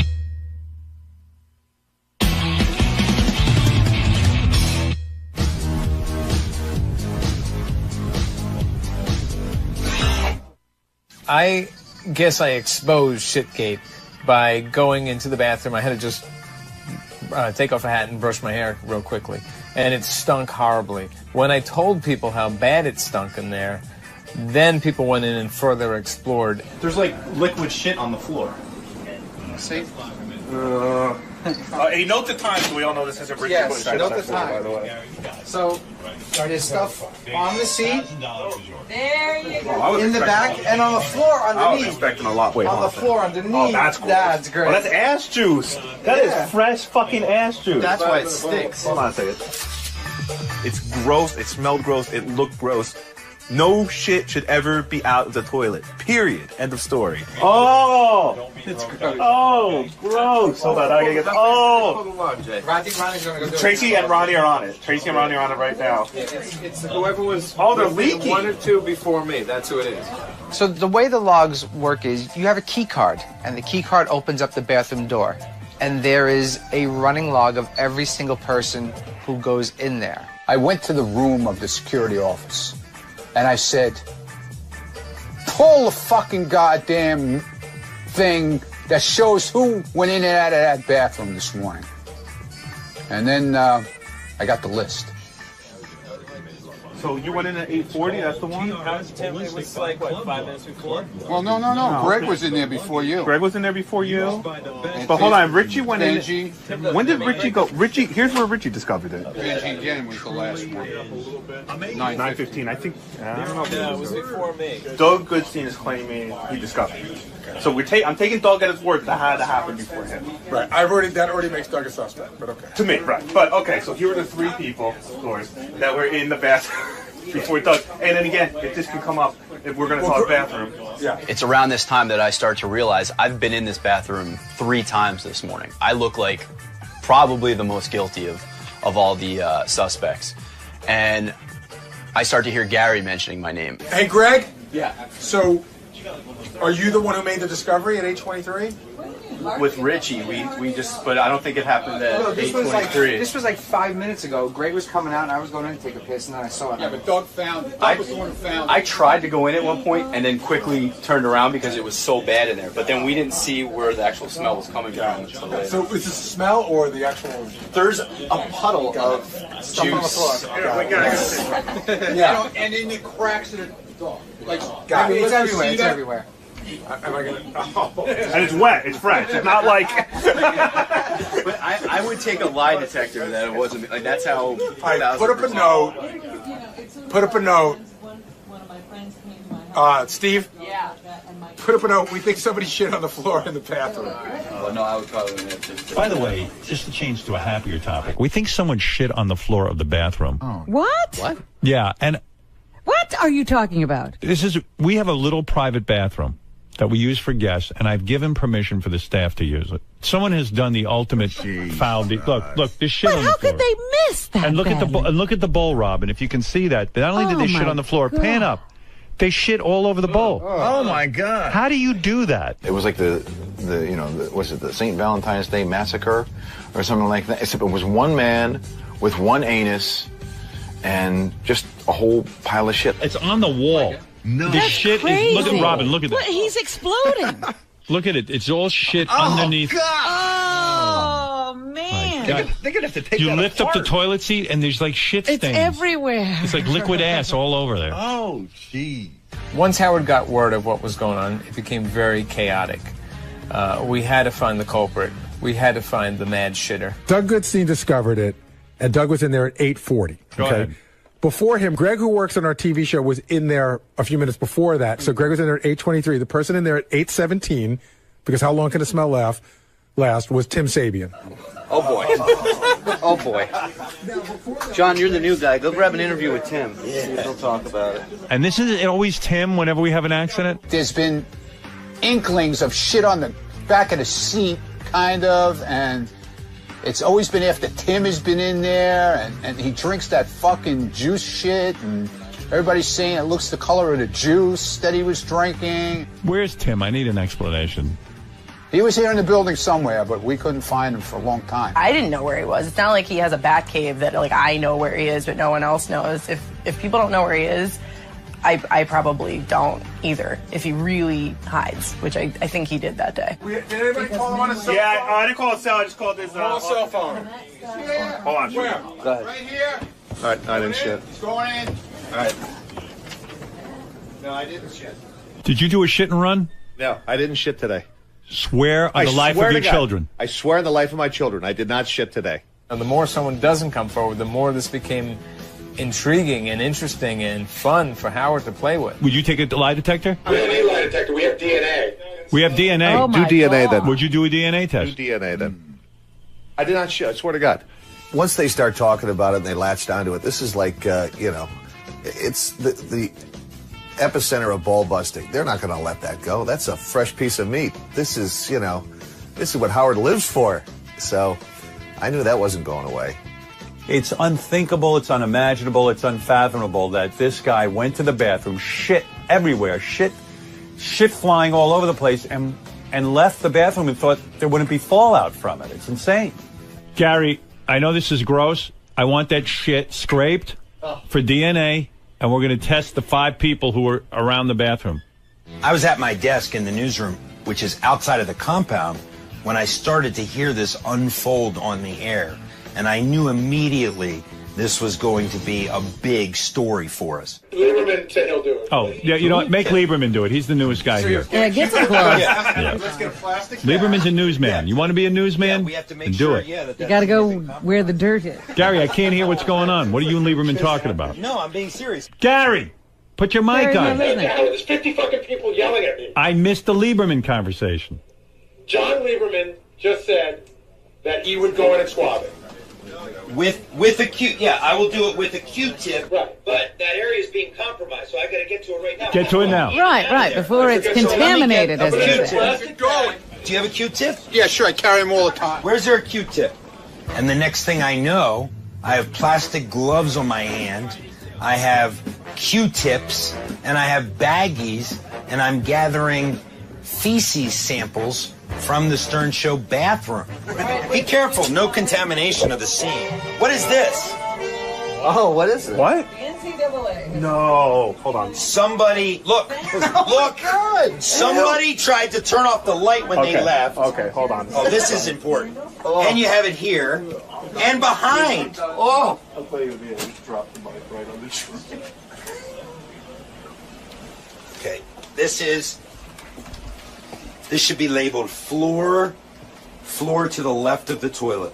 I spent 7 years at America's Most Wanted, and I've spent a lot of time at crime scenes. So I knew that this scene had to be handled meticulously, and it had to be taken seriously, and we had to get as many samples as we could. Floor to the left of the toilet. I do have to say, Lieberman was pretty professional. He seemed to, it certainly looked like he knew what he was doing. Ew! Oh my God. Is that rust? Is that rust? No, that's fresh. Oh my God! Oh my God! Oh. Somebody better fucking come here. That is shit. Look, dripping wet shit. I've just never seen anything like it. There has to be an explanation. God. Holy shit. All right, this is even worse than I thought. I'm about to throw up. This one that you handed me, that was railing? Railing, and this is railing number 2. There's actually pieces of shit on the handicap railing. Tracy, the office manager, who likes things very clean, came to check up on the status of the shit on the walls. Is that really fucking shit all over the floor? Over there? Yes. Okay, thank you. And you're nice. Wow.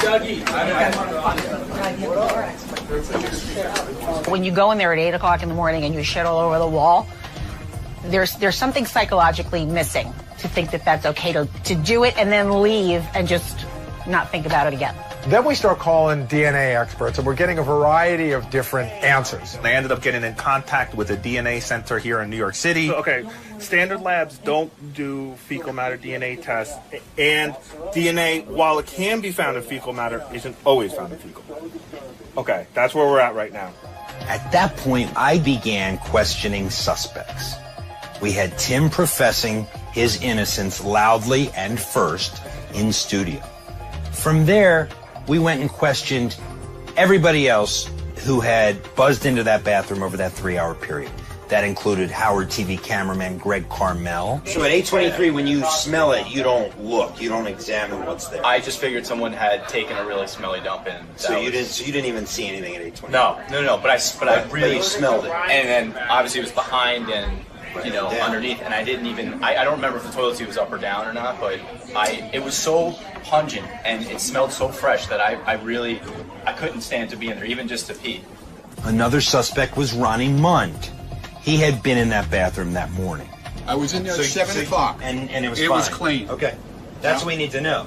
I'm telling you, it was clean. Sal was a suspect because we already knew he had some digestive problems. I think it may have been Sal.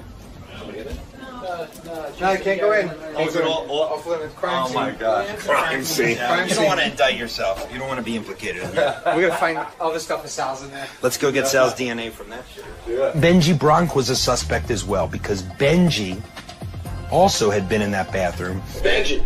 Yeah. Did you make a number 2 in there today? No. Really? Seriously? No, I swear. Doesn't it say? Swear on the life of your girlfriend. I don't like doing that. Okay, he did it. He did it. All right, fine. Guilty. You say I don't like doing it. All right, Gary. Check the DNA. Check the DNA. Another suspect was J.D. Harmeyer. J.D. actually said on the wrap-up show that he was 99% sure it wasn't him. I did use the bathroom in the number 2 capacity early, actually, Sunday night, because I got here early. I am 99.9% sure it's not me. And well, I How can you not be 100% 100% sure? Because that's like the 0.01% of guilt that stands in my mind constantly. I 100%. I respect your honesty and coming forward like this. I think you're in the clear. We ended the day not knowing who shit on the floor. I mean, we ended the day knowing that we were going to probably send the shit out to get DNA sampled. We ended the day knowing that the 2 main culprits were Greg Carmel and Tim Sabian. You see the DNA on my desk right now. It's ridiculous. Everything's labeled and baggies. That's real reporting. Real reporting. Now you boys are filing them. I bet you it's going to be Sal. It will be. I don't even know what you're talking about. The DNA. Uh-oh. No, I'm... Uh-oh, Wolf. I can't believe this. Uh-oh.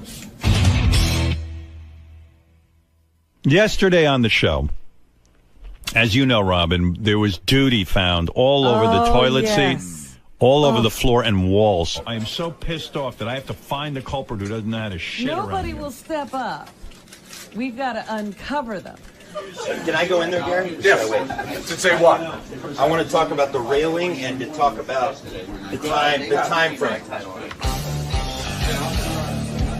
I went in studio and I started to describe what I found, and the evidence I had gathered. This was an explosion unlike any I've ever seen, and this was a terrorist act.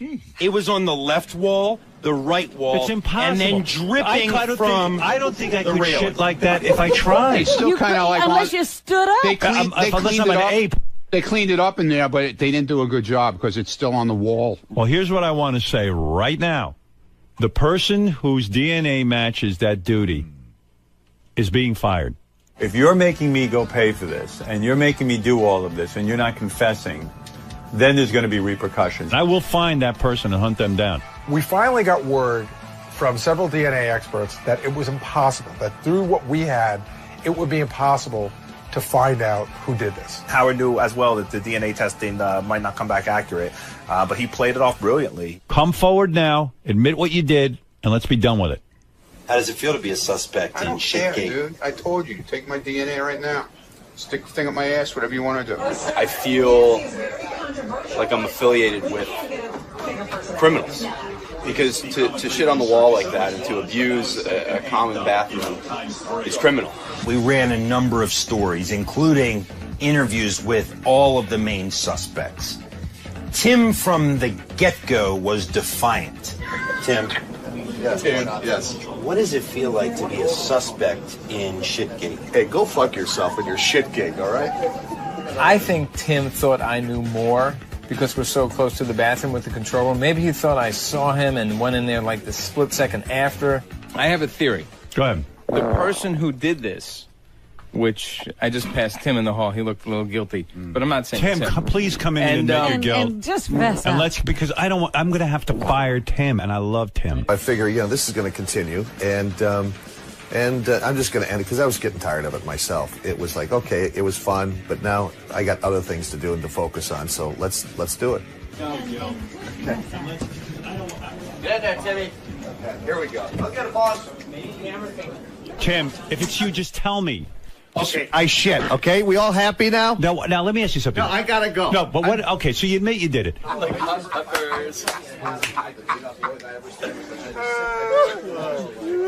What happened? Were you sick? Yeah, I was sick. You were, really? Yeah, I was sick, really sick. I'm not kidding. I come to work sick. Doesn't matter how sick, whatever.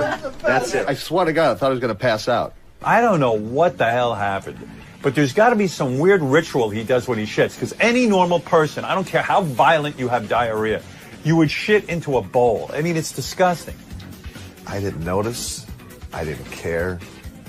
I did what I had to do. When a man is sick, a man is sick. And I, my friends, was sick. How do you spray out like that? I've never done that. I was really sick, and I thought I cleaned it, but I was really sick.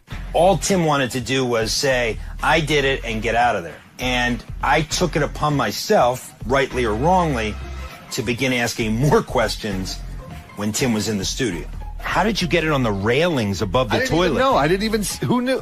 I thought I just took a shit. Did you use paper towels? How did you clean it up? Paper towels. Paper towels. And where did you put them? Where did you dispose of them? Put them in the toilet. We're just going to need you to sign a statement when you go out there. Just blow me, all right? Fuck John Lieberman. Fuck him. I had Mexican food the day before, and it was like I was sick. I must have had food poisoning for I don't even know. I was sicker than a dog. There's so many questions.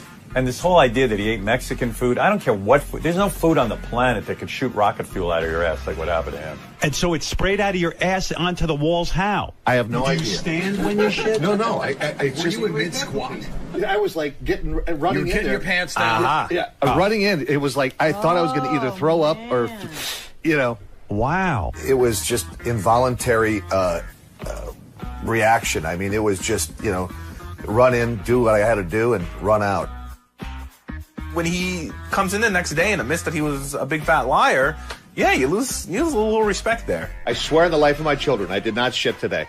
Maybe he has another family of kids like Arnold Schwarzenegger, and he really just doesn't care about those kids. He's like, and he doesn't care if they drop dead. You probably don't want to swear on anyone's life if you know you're really lying hard through your teeth, especially your kids. I swore on my kids I didn't shit. I didn't shit in the bathroom. That was an explosion. There's a big difference. Big difference. That's getting sick. That's a big difference. Let's define that. So, I love my kids, right? You got your man. When you put pressure on a suspect, they tend to crack. And in this case, the pressure was building. And what's more pressure than Howard Stern saying he's going to fire you if you don't come clean? That was his genius. I was just here to assist. Okay, we all happy now? All right. All right. Thank you. Goodbye. Oh, gross. Jesus. I'm looking at his ass right now. Like, what came out of there? The exploding ass. I don't know if I want to take her. Oh, dude, what are you doing? Are you washed? Yeah, we're washed already. I'm afraid to go to the bathroom. Tim. All right. The truth came out. I got to go back to work. The truth came out, Tim. One of the toughest aspects of working here is the fact that when you screw up or when you're on the hot seat, you have cameras in your face, you have news reporters shoving microphones in your face. It never goes away. I got to go back to work. All right? Is everybody happy? Was it the threat of a firing that caused you to relinquish the truth? No, firing would be too good. Tim. What? Were you smoked out of your hole? Were you smoked out of your hole? No, I can care How are you feeling today? Good. I feel good today. Thank you. Yeah, I spoke to a stomach doctor. He said the person may have had an infection. Seriously, that's enough. With Tim, I started to see the frustration mounting. Tim, let me just ask you one quick question. Seriously. No, I I'm done with it. Yep, kill it. It's done. All right? But you know what? It's no accident when that guy walks. Stop with that. Seriously. I'm Nina. Stop. The truth shall set you free, Tim. Look at it. You told the truth, and now all you have to deal with is weeks and weeks of embarrassment and jokes and the Howard TV special about it. Is it that hard? Is it that hard?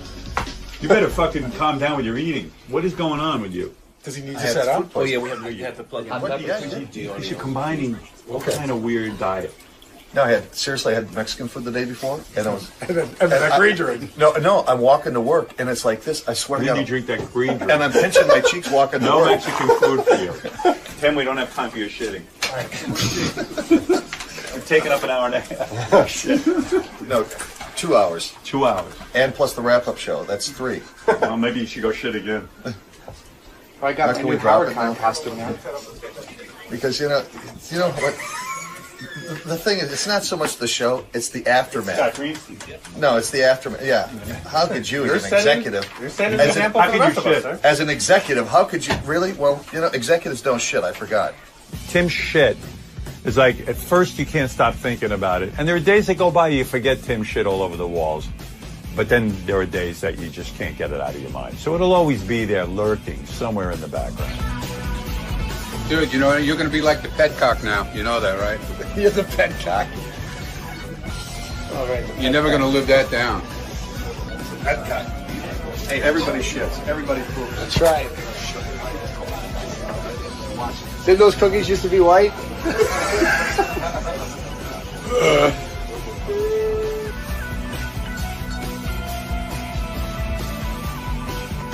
How are you? The culprit? Are you the culprit? Oh, there he is. Crapgate. The burp walk. As the director, and producer, and writer of the Take Me Back tape, and as the person who threw out the first pitch for the Mets, no, you'll never live this down. In 10 years, I'll go, oh, but a fucking first pitch. But so 10 years, Tim will go, I am now the president of Sirius Satellite Radio. And I'm like, don't shit on the toilet. Tim should be proud because I've heard many people refer to an explosive shit or stomach ache or diarrhea as, I have to go Sabian. I don't know of anything humanly that can make that happen. I've never seen anything like it, and I hope I never see anything like it again. Did he lay on the floor and just explode like a volcano? Like, how did this happen? And I don't know. I have no idea. How did you shit that violently? How did it get all over the place? I mean, where was he? Was he standing? Was he sitting? Did he... I don't know. I mean, I don't know how... It's still shitgate. I don't understand it. I'll do it in slow-mo so you can watch everything up close and personal. Here we go. Card against the door. The door opens. The door swings open. Tim bursts into action, hits the door handle, turns around, and vavoom! There you go. Hi, I'm Dr. Billy Goldberg. I'm a host of Dr. Radio on Sirius XM 81, also an ER doctor. Stressed people get stressful intestinal things. When people have diarrhea, they describe this crampy, sharp pain. And it's usually from gas in the intestines and the intestines kind of squeezing a lot. And that's when you feel this urge to go. Tim was struggling with all these metabolic changes in his body. He's feeling like he's going to go, so he's clenching down. And you often vacillate between trying to speed up to get there, but then as you speed up, you lose the attention to trying to keep your sphincter closed. There's big muscles around the anal opening, and when those are ready to blast and let go, boom, it opens up and you're out. We call this a code brown, and it's just an explosion. It's just pure force, and it can be quite traumatic.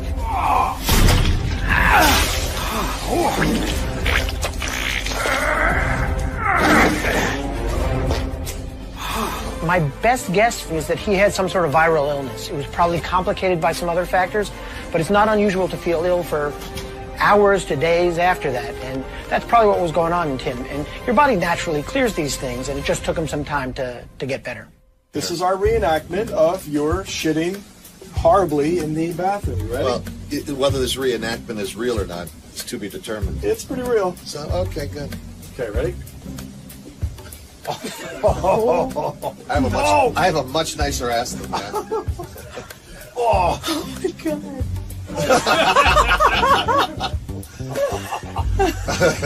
Wow.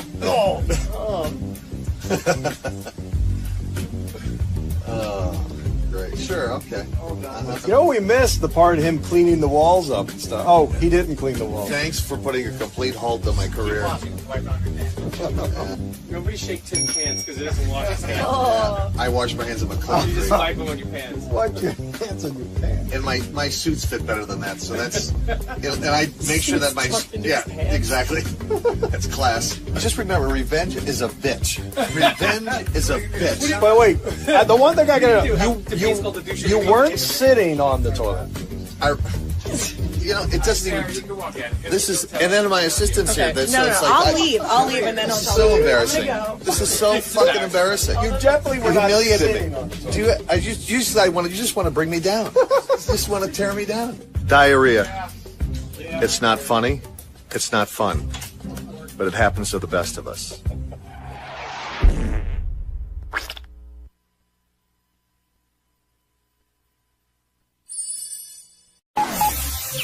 This is the best of the wrap-up show. A recap and behind-the-scenes look with John High and Gary Dell'Abate. The best of the wrap-up show begins now. On Monday's wrap-up show, we had comedian Tom Cotter from America's Got Talent come in, and his wife Carrie stopped by, and they talked about how on the show that day, they might have told the world too much about their sex life. Here's how it went.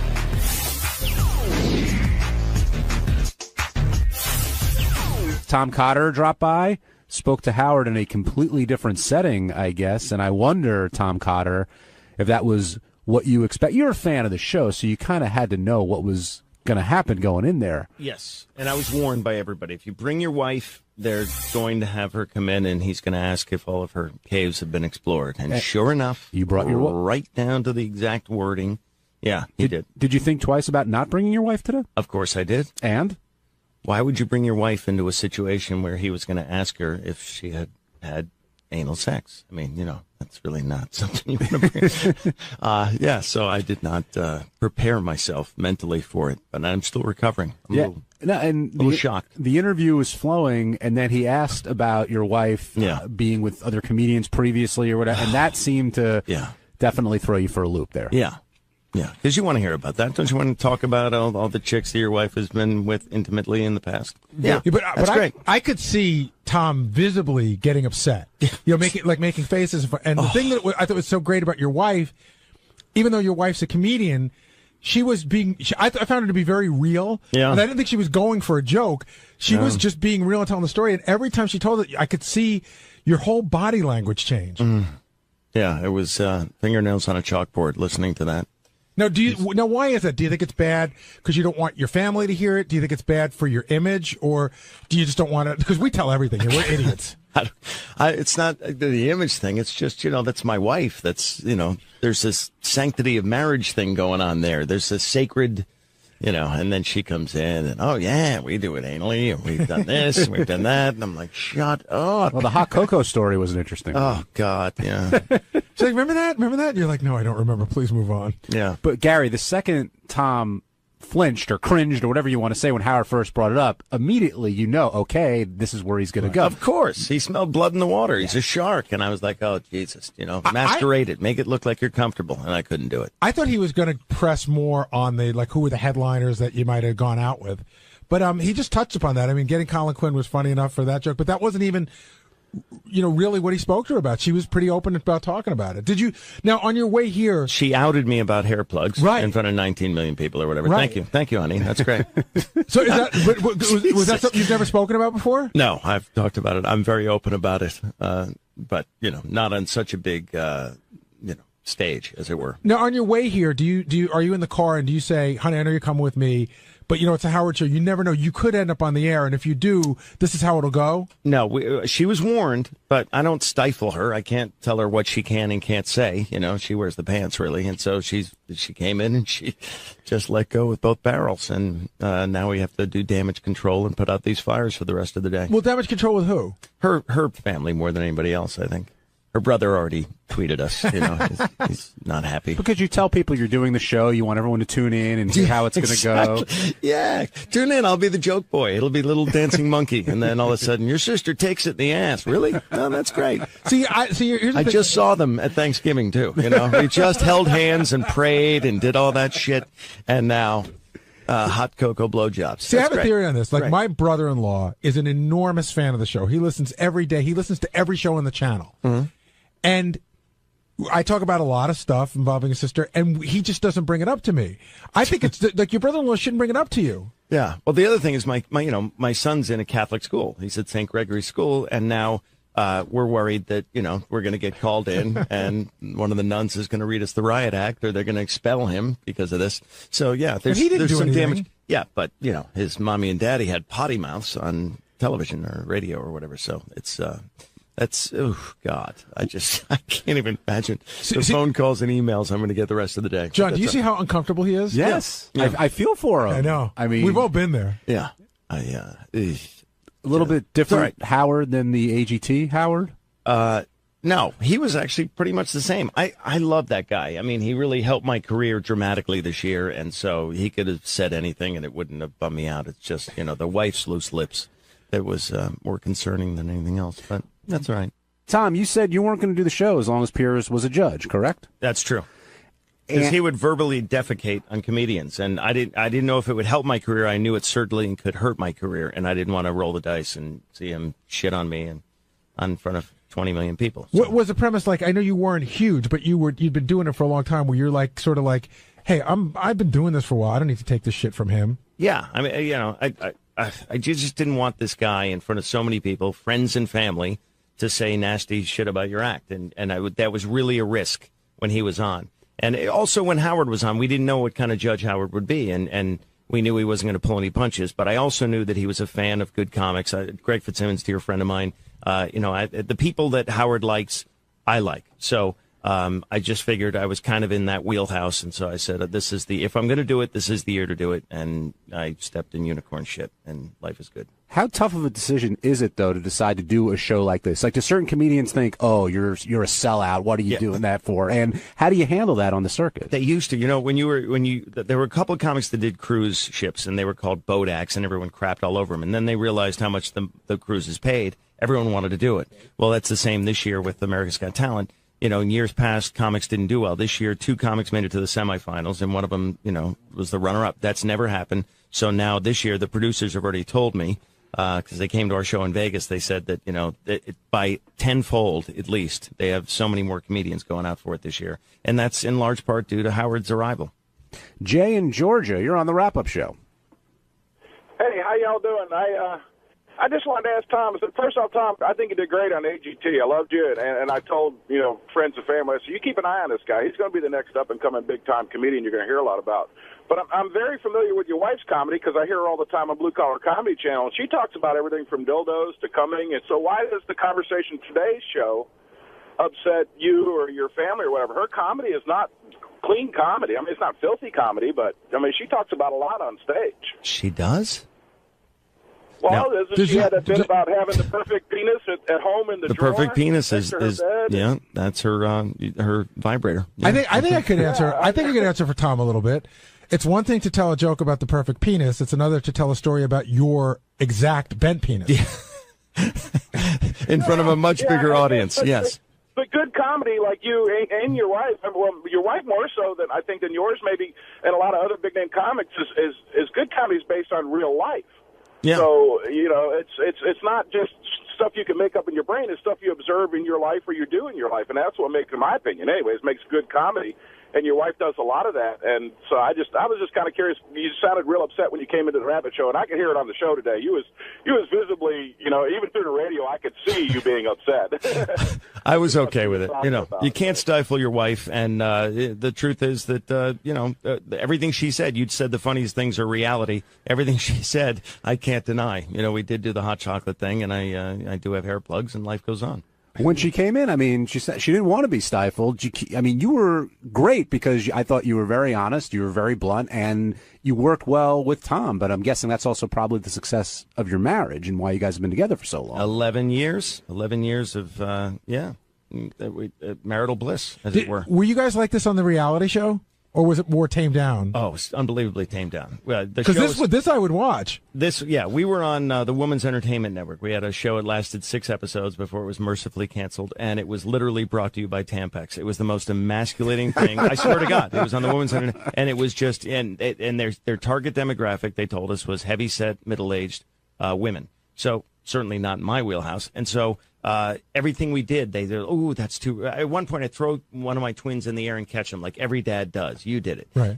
And they said, "Ooh, we don't want you to do that."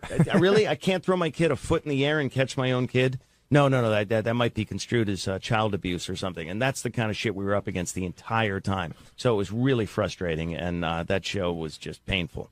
Carrie, what was it like talking to Howard today? It was fun. I hope my husband's not mad at me. Your husband loves you dearly, honey. He's an amazing guy. It was amazing to do that. It was Howard so much or your fun. husband? Both. But Howard was, she's got a was crush. great. And the fact that he likes my husband so much is just so great. It's wonderful. Did you notice a difference between Howard on AGT and then Howard doing the radio show? Yeah. How so? Yeah. Well, he's honest anyway, and you knew he was going to be honest, and that was great. But he was softer, I think. Well, it's NBC. It's a family show. Mm-hmm. So that's the side that I saw, and I was great. I think he made AGT such a better show than it was in the past. I think the thing, I was talking to somebody about this the other day. Howard took that job so seriously. It wasn't, he told his jokes and stuff, but there was no, I'm not going to take it lightly that somebody's going to win a lot of money and this is going to be a career-changing show. He did not take that job lightly. No, he took it very seriously. I think he was taking it seriously before he got the job. Right. He would watch the show and actually critique it. Which is why I think he's really going over in his head whether or not he wants to re-up, because, I'm sure he really wants to commit to this thing. And the other thing about that show is it's an ADD show. The acts are 90 seconds, and even the judges really can only throw out one-liners, before they have to go to a commercial break. Here, you got the long-form Howard, which is the Howard that everyone fell in love with, and it's much more, I liked it more than his appearance on America's Got Talent. Carrie, coming up here today, you knew this could happen. You knew you could end up in there. I had a feeling, yes. Did you prepare for it at all? Did you guys have any discussions, or were you just going to see what Someone had happened? mentioned that, he's going to ask you he might ask you some deep questions, and I'm a I'm a comic, so it's not like I haven't heard things like that. I hang out with guys all the time after the show, so it's not like they haven't said that to me before. All of Tom's friends.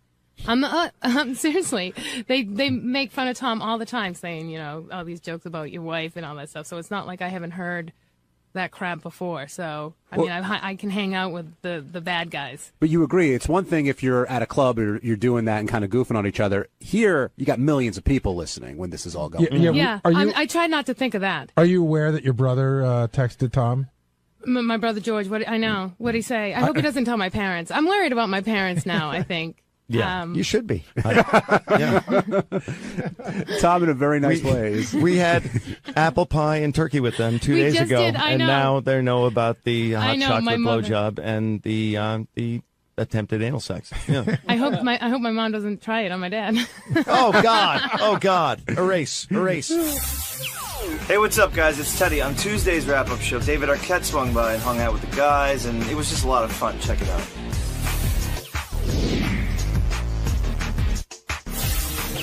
David Arquette, you're a big Eric the Actor fan, are you not? I do, yeah. He I don't know if you heard early this morning, but he resigned from this TNA wrestling gig that he had. Oh. And it's terrible. Yeah, he's just continuing to look for opportunities. Were you guys planning? I know you're involved with Cougar Town. Are you guys planning to work Eric in somehow, even though he lost out to Ronnie for that big part? Well, it's really Bill Lawrence that makes that decision, but he's a big Howard fan, and I think they really do want to bring him on. How could you not, right? Yeah, he's amazing. He's hilarious. What have you really? I watched the show a lot. What would Eric? I mean, I guess you could write anybody into anything, but it really. Yeah. I mean, it's a romantic comedy. You know, it's sort of good-looking people dating. How do you fit Eric into that? You just make a fun character, and little. I don't know. He's actually love easy to fit in interest. lots You of know what you ways. do to him? Yeah. You know